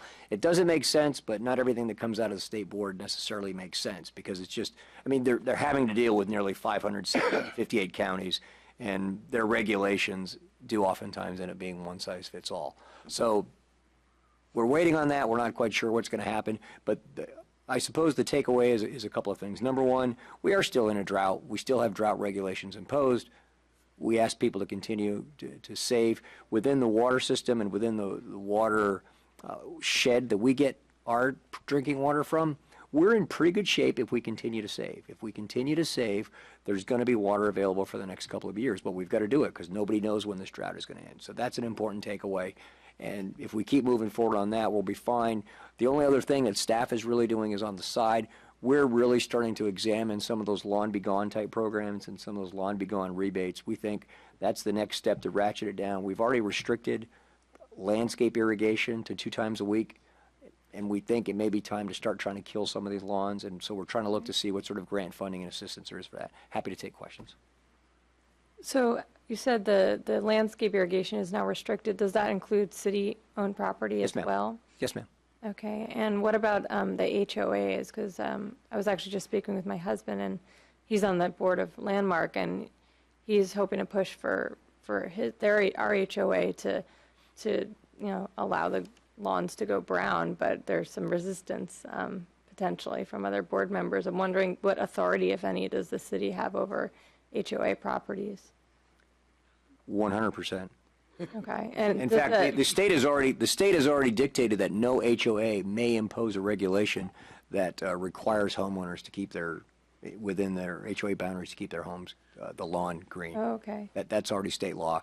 And I think that one of the things going to happen, so there's a little bit of challenge with managing that right now.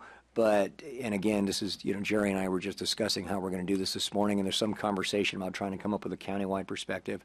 And so what I've used before many years ago in SoCal is you come up with a regulation that says, for instance, Monday and Wednesday, if you're on the even side of the street, you can water.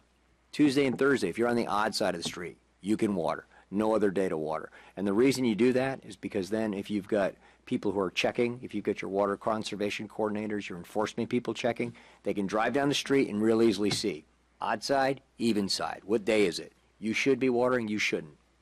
Okay, so is the twice a week restriction for common areas only and city property, or does that Already in apply to place, yes, ma'am. Yeah, and for businesses, residential. for Crocker Park, absolutely. And they've all the HOAs have been notified of this. Okay. We reached out to all of them when it happened.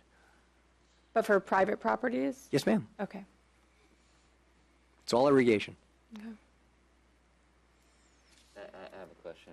Sure. Madam Mayor. So the community park and all the ball fields, they're only getting watered twice a week. Twice a week. That's correct, sir. Right.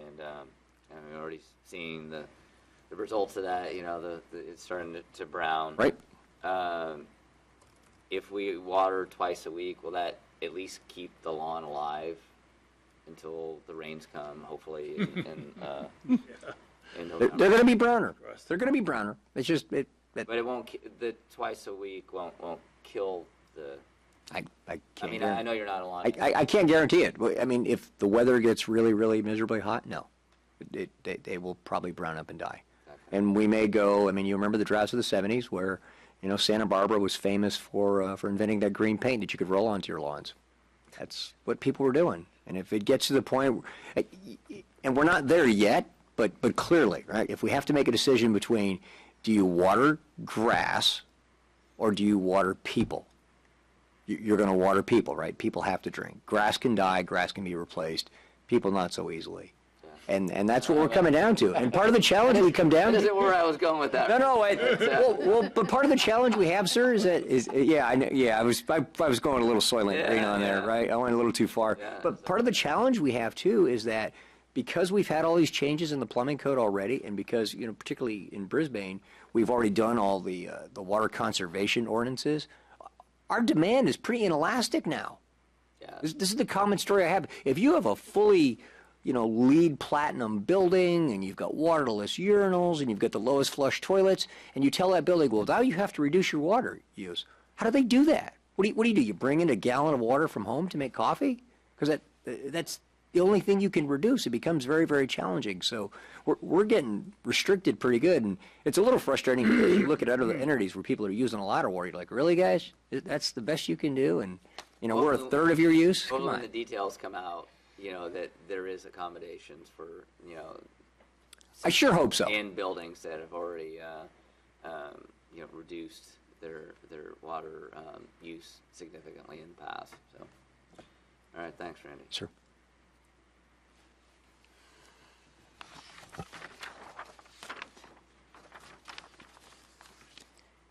So that brings us to mayor council matters. Looks like we're going to go past the 11 o'clock. I'm really hoping that we don't, but May I make a suggestion, Madam Mayor? sure. If there's anything that we really need to communicate, if we don't really need to communicate it tonight, maybe just put that off and then go look at our city council meeting schedule and dates for city attorney and city manager. And we've already taken care of item E. I think, Yep. we can just blow through it. Do I item just C. have one quick announcement, Clark, because I know I will forget this if I bring it home with me. So I'm going to pass these out to you guys. This is the Thank you. Heart Luncheon. Oh, yeah. So, let's see. There's another one. Right, so it's May 15th, and it's one of those free lunches. Though I know that there might not be such a thing, but this is actually a free lunch. It's May 15th. It's at the South City Conference Center, and our council is invited. If you cannot make it, give the invitation to Clay, and Clay can pass it out to, appropriate staff. This is the Heart Luncheon on May 15th. Great, thank you. Okay. Any other necessary? Just want to point out that I did get a call about a week ago from Cameron Johnson from San Carlos. He's running for one of the regional positions on I think the Transportation Authority. It's going to be coming up for a vote by at the Council of Cities, not until the end of April, but at one of our upcoming meetings, we will need to discuss who we'd like to support as a council. I'm not sure who, if anyone else, is also going for that position. Okay, thank you. And then I just wanted to, on item B, I did want to acknowledge written communications from Karen Cunningham, Luke Bouchard, and from Councilmember Miller. And then the proposed city council budget or meeting schedule.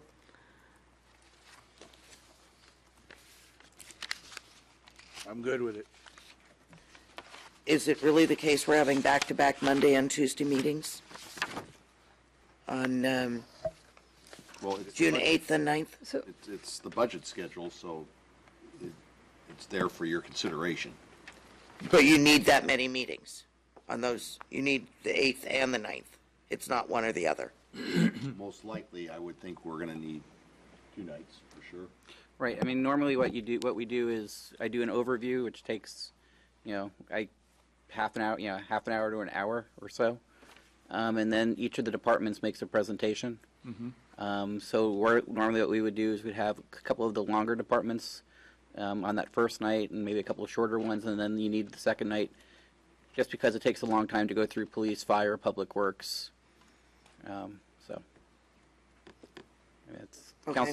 council's choice on how you want to do that, but. Well, but the budget is very important, but brevity can help. So, and none of us are good at that. But if that's what we need, then I'm good with this schedule. Well, I've already noted previously, I'm not available on June 4th. It's my daughter's birthday. And then there's, I think it was in September. I don't have the previous calendar in front of me, but I mentioned that the league had their annual conference. If anyone It's else September remembers. 3rd. It's, right, I think it was. No.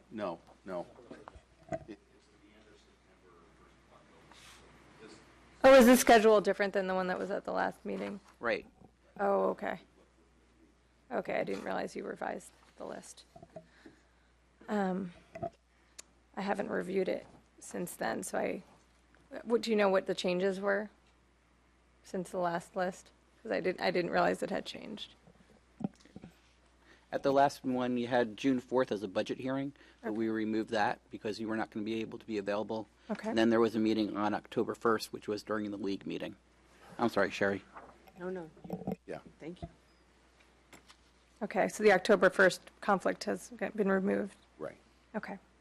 But June 4th, we can still have a meeting even though Councilmember Lou's not available. Right. Sure. Right. She's now, since she's not going to be there, so. We can always, like we always do, we come back and revisit it. I'm good with it as proposed right Yeah, now, I'm fine. currently, so. Yeah, I might miss a day because of the. We all might. So. We all might. Yeah, So, that's normal. No problem. okay. Looks So- fine. Okay. And then oral communications too, and I see no members. Set dates for city manager and Oh, city manager, I thought, city attorney Yeah. I evaluation. haven't done that yet. I'm good with those. Yeah, good with me too. Before a meeting, so. I checked my husband's calendar. He can't be home until just before 7, so, because he has patients until 5:30. So I wouldn't be available until 7 p.m. on either of those days. So we can either start at 7 or have those evaluation meetings separate from a council meeting.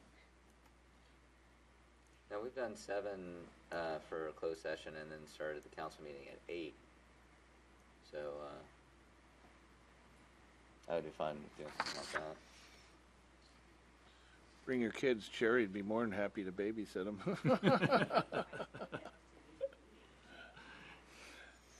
Bring my kids? Not a fun We time could, to- if you want, I mean, we could do that, 7 to 8. okay, that's fine.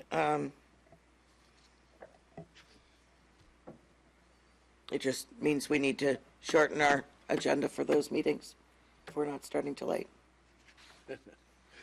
We know the mayor can do that. She's going to be. So that brings us to oral communications 2. There's no members of the public here, so I'd like to adjourn the meeting. All right. Do we have a motion? So moved. Second? All in favor? Aye. Aye. Thank Almost you. made it.